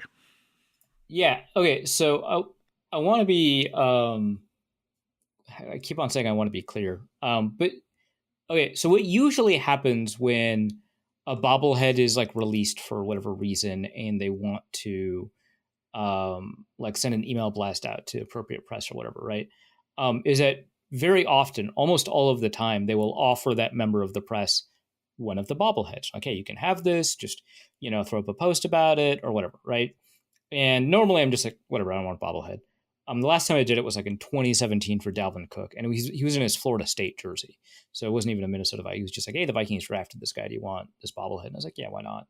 And I like took a picture and I tweeted it, and then I was like, that's fine. This thing sucks. I don't know why I did this. And the guy like emailed me a couple days later. He's like, hey, so I haven't seen a post on the Daily Norseman about this bobblehead. And I was kind of under the impression that like, that you would post about it, that the reason that you would grab it is because you were gonna, let everyone know that this bobblehead was for sale. And I was like, yeah, I did. And I linked in my tweet because I was like, there's no way I'm gonna write this up. That's crazy that I would write this up. And he was like, I don't think that's what we discussed. And I never emailed him back. So probably these guys are right not to offer me bobbleheads, but I'm still annoyed that he didn't offer me a bobblehead. He only offered me pictures of a bobblehead, and they're definitely not pictures of a bobblehead. They're pictures of some bobblehead and this guy's real face photoshopped on top. Right? Like you've seen the picture. James. Yeah, it very much looked like if it was anything, it'd be like a 3D printed something with a photoshopped face on top of it. Yeah, I was like, what this was in a the figure. world? This wasn't a bobblehead. Yeah. There's no way the head bobbles, right? Presumably the actual product that people will receive is not going to look anything like the image that they gave me a bunch of press images to use. Like, sure. Is not going to be like the image that was released to the press. So it probably will bobble. But the picture that they had, it's impossible. The neck is firmly attached to the torso, which I assume the torso is like a real figure of some sort. But like the way the Photoshop works, there's no room for bobbling, right? There's a press release too, which I find very funny. I mean, I feel like this is like, we can read it, right? We've got time. So the first part is just like, hey, the National Bobblehead Hall of Fame and Museum, a thing that exists, sure, why not, is putting this out. This is great. Here's who this guy is. His name is Matt Hilton. It describes what it looks like. And then it has like a very cinematic description of like what occurred in the game. Minutes before the start of the Diamondbacks-Dodgers game on Tuesday, April 30th at Chase Field, a bee swarm quickly formed atop the protective netting behind home plate. That caused a delay of nearly 2 hours as players and fans waited for someone to remove the colony and save the day. Enter Matt Hillman. Oh, sorry. Messed it up. Enter Matt Hilton, the bee guy. The branch manager of a pest control office in Phoenix was watching his 6-year-old son's t-ball game 45 minutes away when he got the call to help at Chase Field. The public address announcer informed fans the game would not start on time, and a message flashed on the scoreboard. We ask that you please be patient. Once he arrived at Chase Field, Hilton hyped up the crowd as he was driven in a golf cart to meet the bees. The crowd chanted MVP, and the Bonnie Tyler song, Holding Out for a Hero, blared through the speakers. Ascending on a hydraulic scissor lift after putting on his protective suit, Hilton quickly got to work, spraying and vacuuming the bees into sealed containers. He got a standing ovation as he descended, as he pumped his... Okay, why did they They need they need an editor. Okay, yeah. Yeah, okay, that's bad. He got a standing ovation as he descended, as he pumped his fist into the air to encourage even louder cheers from the appreciative crowd. When Hilton came to the ground, Diamondbacks officials asked him to throw out the ceremonial first pitch, and he obliged while still wearing his protective suit. Crazy. That's crazy. How do you think the person who was scheduled to throw out the first pitch felt? They probably left. Yeah. 2 hours, I'm out of here. That might have been weird. Be like, all right, I wasn't going to get those cheers, but still, I'm kind of peeved. So, like, they have like quotes from the guy. He has his own Topps trading card, like a baseball card, and but his position is listed as B specialist, which I would have preferred B guy. I think that's better, but 16,000 cards, and they were sold out overnight. Okay. But yeah, I didn't think much could top having my own trading card of that crazy night at Chase Field. When I heard, this guy's like 40, I don't know why I'm like making him sound like a child. When I heard about the bobblehead being made of my moment on the pitcher's mound, I was stoked. How could I pass up an opportunity to have that once-in-a-lifetime moment molded into a bobblehead? This will be a family treasure. Yeah, man. I don't know. I'm peeved that they didn't offer to just straight up give me a bobblehead. I don't deserve it. I've never taken one except the one time I did, and I didn't give the guy a return on investment. But still, I wanted the offer to just receive it. It means something to be nominated, sort of thing. Yeah, exactly. That's precisely it. Thank you. It's a respect thing. It's good for the hive. Yeah. I'm not going to continue the quote. No, you are absolutely not. The Bull Sharif Herman asks, for Arif's Freaky Friday corner, if Arif and James had to switch sleep schedules for a full month, who would be more miserable? Let's assume James's work is fine with him working a different time schedule. Oh, I know who would be more miserable. It would be me, because James would be dead. Well, I'd be dead if I was drinking the caffeine you have to drink, but I'd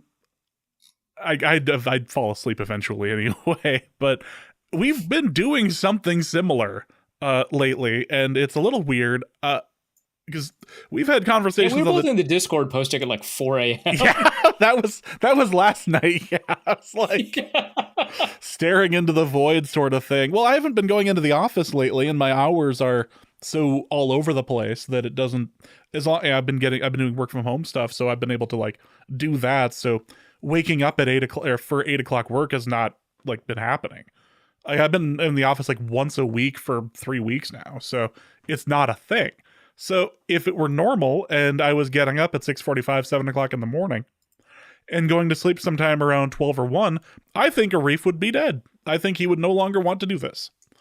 Meanwhile, I have been sampling his world. You think I would die because I get 7 hours of sleep a night? I think, well, actually, if you were doing this without the caffeine. Like if you had right. to... Okay, so and we switched caffeine consumption? Yes. Oh, so we'd both be dead. Yes, that's where all this is going for. All of this is heading toward the just both of us going, oh, well, it doesn't matter because we'd both die. What would they call that? Like Freaky Fridicide? What's the God's mistake? So that would end up there. Yeah, if I've been staying up till like 3-4 o'clock in the morning a lot lately.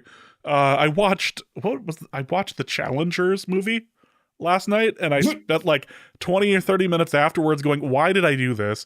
And then I fell down a rabbit hole on Twitter about why men's jackets don't have that little like cut in the back anymore, like they do in like. Is it because of that one guy, Dye Workwear or whatever? Well, it's more about like. God, I can't believe I'm saying this. So the reason, let's go. The reason why, moreover, is because it's because men aren't doing as many like things in their coats as they were in olden times, like in later times. That makes sense. So it's more of a mobility thing. They don't need that cut anymore. So as a result, it's just superfluous. They don't need that. But they spent a lot of time getting to that point. So yeah, so it must have been the dye workwear guy putting together a thread or something like that. Something like that, yeah. That sounds exactly. My favorite thread of his was comparing Ben Shapiro's fashion sense to the polo bear, like the stuffed bear that Polo has. He had one about Harrison Butker, and I was afraid to go down that rabbit hole. So first of all, he obviously picks his targets with like a particular bent. And when people complain about it, and he's like, okay, well, you get a guy who spent 15 years in menswear forums hating himself, but with a different political, just get that guy instead and have him do my job. Until then, I'm just doing my thing. But the Harrison Butker thread was informative and engaging and useful. Unfortunately, half of Harrison Butker's fits were good. That's not according to me. I'm not a great judge of that. That's according to him. And so he's pointing out the other stuff where it wasn't great and, comparing and contrasting. What I find really funny is that his threads will go viral a lot and go outside of his intent. Well, I guess his intended audience is everyone, but go outside of the audience that's used to him. And they get mad because they like Andrew Tate or Harrison Butker or whoever, or Ben Shapiro, whoever he's criticizing. And a lot of times these guys are athletes or they work out a lot or whatever. And so they've got a particular body shape that's common to them. And so they will always make the same responses like, oh, you can't use your normal styling rules because of the body shape. And so he pulls out the exact same thread every single time about how that's not true. So it does get kind of tiring, but it is fun to see him dunk on people I don't like for reasons I don't fully understand. Let's go to Logan Bolsharif, who asks, question for Arif's food, and I'm really trying not to be a racist corner. Oh, great start. That few are better. I got a curry stain on a new shirt and Dawn Soap didn't get it out. How do you recommend I get it out? And the question that was underneath it was, why does somebody think this is a good idea? Well, no, there was a question for Arif's racism corner. Why do people think it's okay to ask you how to remove curry stains from shirts? Arif famously doesn't like food from his native area. He would much prefer something else. I am overcoming my childhood trauma. Really? I about had to drag you to an Indian place in New York. That place ruled, other than the fact that it was trying to get us sick. Yeah, well, I mean, that's how you know. But it's been a journey. So the problem is, a lot of times, it's just good. I just cannot deny that it's good. Of the cuisines, it is top 3. It's so good, right? Indian food. And so I just have to overcome this past. Right now, after we finish recording, I'm going to finish the rest of my butter chicken. I'm getting there, right? But it's tough. It's a lot of childhood trauma. But I'm so really proud of you. So proud of you. Really, really good goat curry is undefeated. It's so good. Anyway, curry stains. I'm gonna answer this as if you didn't commit an egregious act of racism just now. So okay, there's 2 problems here. One is if there's turmeric in the curry, that's tough. That's real tough. You might need to, especially if it's a light colored shirt, you might need to leave it out in the sun for a while. You might need to sun bleach the turmeric because it is just a stain. It is designed, I shouldn't say designed. It's not designed. It's a plant, right? But it has a particular chemical property that allows it to bind to a lot of things extremely strongly. So if there's turmeric in it, that is tough. But what you can do is you can attempt to oxidize it. So either, OxyClean, or you can rub some baking soda in it, especially if it's still wet. If it's not, baking soda and the tiniest bit of water to make it a paste. Rub some baking soda into it. Wait a couple of minutes, 3 to 5 minutes, and then pour a little bit of vinegar over it to get that reaction. It's especially good for light colored shirts, but it should work on all colors. If you're uncomfortable with that, a little bit of hydrogen peroxide should help. I recently had to get a lot of blood out of some shirts because of dental surgery. I want to be clear. I had dental surgery. I've said actual cannibal Arif Hassan a couple of times, so I get it. My own dental surgery for my own teeth. Not anyone else's. Okay? You're not pretending to be Steve Martin from the from Little Shop of Horrors. Correct. I was bleeding a lot from the mouth, which I don't recommend. 2 out of 10 activity. Don't love it. So I had to remove a lot of blood out of shirts and also out of pillowcases because I went home and went to sleep, and blood. And hydrogen peroxide mixed with water usually. But in the case of blood, I was just like, whatever, I'll just pour hydrogen peroxide directly on. It's a pillowcase, who cares? And it worked, and there wasn't any like bleaching or staining, which is fantastic. But typically hydrogen peroxide mixed in with water should help even with turmeric. But turmeric is very difficult. So hopefully that didn't happen. Alternatively, the shirt's gone, just turn it into a dish rag. You're fine. Buy a new shirt. Yeah, just throw money at the problem. Also from Logan Bolsharif, question for Arif and James's relationship corner. It's our 10-year anniversary on Friday. 2 weekends back, we celebrated by ditching the kids with the grandparents and spending 2 nights at a hotel. Ended the sentence with ditching the kids. That would have been very funny. We just ditched the kids. Next question. We ditched the kids with the grandparents and spent 2 nights at a hotel doing kid-free stuff. She says, I don't need to do more for our anniversary, but am I making a huge mistake by not getting a gift? What do you suggest I get in less than 48 hours after I listen to this answer? Okay, so in most cases for like a big anniversary, if they say like, I don't want a gift. Every relationship is different, so like obviously reading into it is going to be different for everybody, but typically you should still get a gift even if they say that. What you have done is really tremendous and can operate as the primary, if not the entire gift. You're probably fine. I would still get a card. That's all, right? You don't have to get, whatever your wife is interested. Funko Pops? I don't know. It'd be a terrible anniversary gift. But you don't have to get. I've received worse. Lamps? I don't know. Whatever she's into. Is she a lamp enthusiast? There's a subreddit for that. Ask James how he knows. But I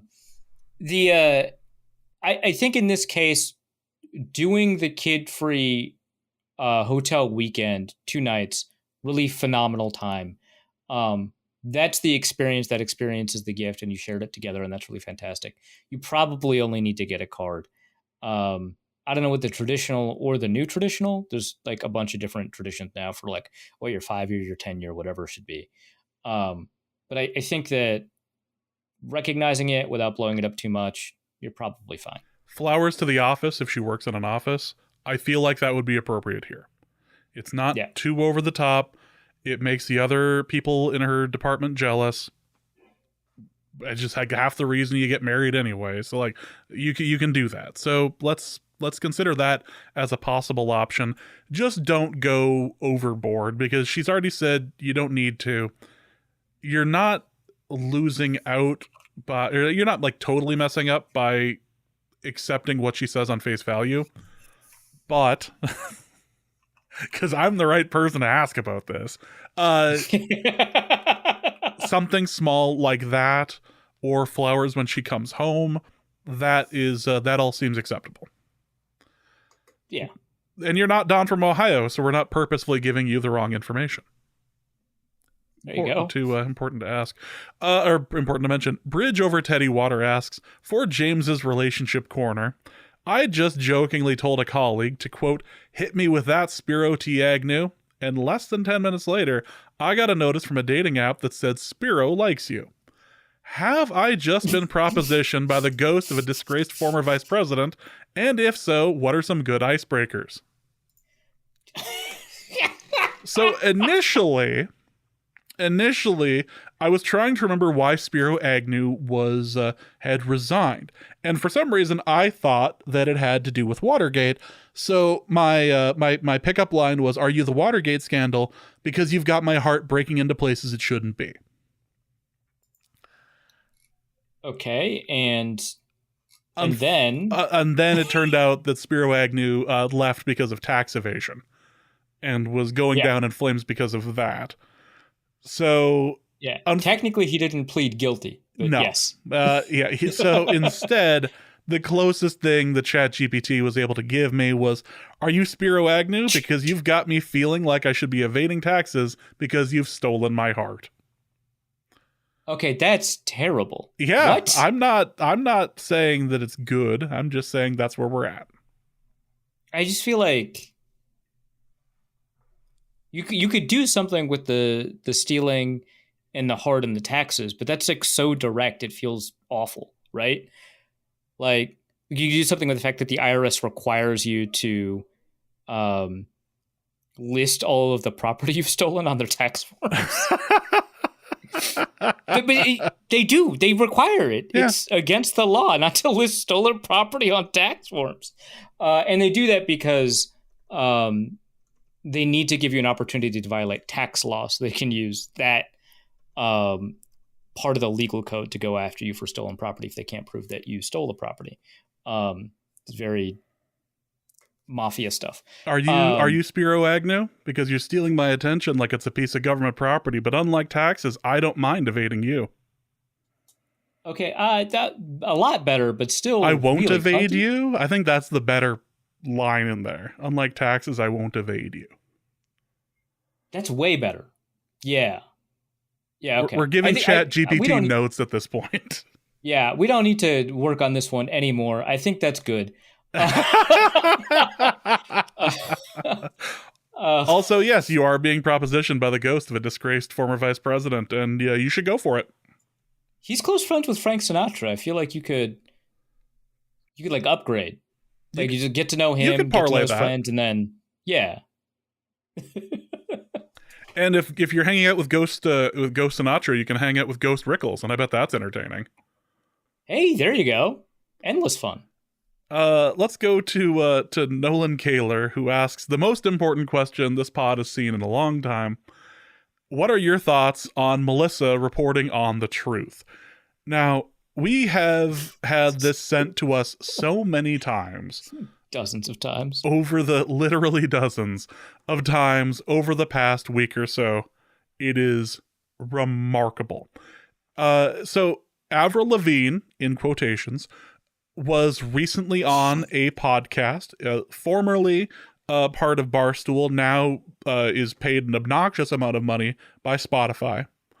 And this particular podcast, what's it called? Like Call Her Daddy or something like that? Call Her Daddy. Call Her Daddy. She went on the show, and the host, who I refuse to look up the name for because I don't want to give them any credit because I'm a hater and they make too much money on Spotify. Fair enough. So they inquired about the rumor. They inquired about the conspiracy theory on how Avril Lavigne is dead and was replaced by Melissa.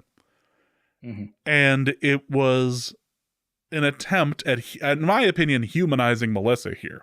But it was an attempt to kind of laugh it off as, no, this is not a real thing. Can we, Arif, I feel like some background is important, and it's been a while since we gave some background. Any chance you can give like a quick summary of the Avril Melissa story? Yeah. Okay. So, Melissa was Avril Lavigne's body double for professional purposes, so that, when you exit a hotel, you send your body double out the front, and then you exit out the back so that the crowds follow the body double, and the star is safe. Now, depending on who you ask, Melissa got jealous and engineered a murder of Avril Lavigne. I think that that's unlikely. Or Avril Lavigne tragically died, and they knew that they didn't want this cash cow to end. Avril Lavigne, one of the biggest stars in pop, just died. We can't let that happen. So after the album Let Go, which was released, like the early 2000s, something like that. Yes. They needed to keep up appearances. So Melissa, her body double, was contracted into the role. And so she's been living a double life, maybe primarily a single life as Avril Lavigne. And people have picked up on a lot of the inconsistencies, the change in her personality, the change in her physical appearance that includes her nose, the change in musical style. I mean, you can't tell me that the same person that did Complicated and Skateboard also did the Hello Kitty song or whatever it is. Like, that's not the same person. There's a lot of video and even like new videos now of her on stage. She looks listless. She looks like she's tired of putting up with the lie. Like, she just doesn't look like she's into it at all. You can tell during the podcast she's just bursting to just reveal it, and she can't, right? Because she's trapped by these music executives that are preventing her from, telling the truth. Melissa, if you're listening, and I know you are, you're a big listener to the podcast. It's okay. You just put the truth out there, and the public will protect you. Famously, happened, the public will do this. Yes. Obviously. Melissa, you've put out music that people the world over love. Now, it was As Ever Living, but once you tell the truth, people will understand. You're the one that put out the Hello Kitty song. It's you. You're going to steal someone's boyfriend or girlfriend. Boyfriend. It's not that complicated. Yeah. So you should tell the truth, A, because you have an obligation to the truth. You've been lying and it's eating at your soul. But B, it's going to make you feel better. It's going to make you feel better. These industry executives, it feels like they've got, control over your life. It feels like that because of the lawyers, the contracts, and the money. But no jury would convict you. Absolutely tell the truth. In fact, whistleblower laws probably protect you. Yeah, whistleblowers famously don't have any sort of problems happen to them either. So she is not speaking out against Boeing. She's speaking out against like UMG. It's been a rough week for a number of different groups. If Melissa DM'd me, which obviously in the realm of possibility, if Melissa DM'd me and she's like, I need to tell the truth, it's eating me alive. Can I come on the Norse Good podcast to do that? Which obviously, open invitation. She'd probably need to go into witness protection of some sort. Do you have like a garage or someplace she could go and hang out in? And that's okay. First of all, there's a lot of rooms in the house. I wouldn't treat Melissa like that. They'd expect her in the house. But if she DMs and she's like, I've got a lot of secrets to tell about the music industry, like, all right, fantastic. I'm game. Let's set this up. Let's get you protected. Let's make sure we handle the release correctly. And then she's like, and then she said, and also Boeing, I would block her immediately. That's it. I don't want. They've proven. Nope, you're on your own. They've proven themselves to be above this game. No, can't. And the reason why we on the show bring this up is because there was an episode years ago with Arif and Dusty where Arif said, I think we have some questions here. There are some questions here about what happened, and it was a long-running joke from there. And it's been so much of a joke on the show that it literally made the 10-year anniversary t-shirt for the show. Purposefully, it's on there. So it's something we've been enjoying for years. But the fact of the matter is that I once told this to somebody as a bit of a joke, and they felt so comfortable because of my love of conspiracy theories that they proceeded to tell me on this date that birds weren't real and spent 45 minutes doing so. And that's part of the legacy to me of the Avril Lavigne story, is that it somehow led to one of the funnier dates I've ever had. I'm glad it entered the canon. Yeah. So thank you, Avril and Melissa. But on the podcast, she had joked about how she's heard this thing before. She's heard it for a number of years. She looked it up. The whispers grew too loud to ignore. That's what happened. Yeah. She needed to address it head on. And she laughed quite a bit about it and said that there are worse conspiracy theories that you can go through or whatever. That this is pretty mild considering. Which, I mean, accurate considering the other conspiracy theories that can be out there, including the fact that birds aren't real. But it was very funny to sit and listen to her discuss things. But the problem is that it's clearly Melissa, and She just needs to accept it and move on. Yeah, very unfortunate. Yeah, but yes, we have seen the video. You can stop sending it to us. We are very aware. I don't know how many DMs you got, but I got a bunch. I got a ton. We have seen it. The music section of the subreddit is literally called Music and Melissa. Like, we're on the case, I promise you. Focus. Very much so. So that is going to be it for this episode of Norse Code. I hope you guys have enjoyed it. Arif, what do you have to plug? Yeah, so we've got the Jordan Love piece over at Wide Left. Haven't been able to publish a ton, like James has said. There's not been a ton of news, but I'm cooking something up on like UDFAs and contracts and consensus boards and stuff like that. So we'll see how that goes. That'll be a couple of days down the road. It seems like things are getting more political. Might be because of an election, might be because the world is who's to say. So I might write some political stuff over at Wide Left .football as well. Also, Minnesota Football Party. I was recently on the Purple Insider podcast, etc. That's it for this episode. Hope you guys have enjoyed it. For Arif, my name is James. Thank you guys so much for listening. And please remember, Naz Reid. Naz Reid. And we'll be back soon. Norse Code is the largest and only division of Norse Code LLC. You can find Norse Code on the Daily Norseman, SB Nation's Vikings blog at dailynorseman.com. You can also find it on iTunes, Apple Podcasts, Stitcher, Spotify, Google Play, and wherever fine podcasts are aggregated. Our Vikings blogger extraordinaire and generally useful human is Arif Hassan of... and he can be found on Twitter at Arif Hassan NFL. I am your producer and host, and my name is James Pagashnik. You can find me at the show's official Twitter feed at NorseCodeDN or at my personal account at Big Mono. If you'd like to donate a few bucks to the show, you can do so in a couple of different ways. You can go to patreon.com/NorseCode and donate there. For $3.50 a month, you get bonus material and more. You can also go to paypal.me/NorseCode for a one-time donation, or you can go to norsecode.threadless.com and pick up some Norse Code merch. Any questions or comments that cannot fit in a tweet can be sent to norsecodepodcast@gmail.com. On behalf of the Norse Code staff, we thank you so much for listening. Our formula is this. Hey, all things are possible through the power of Ben DiNucci.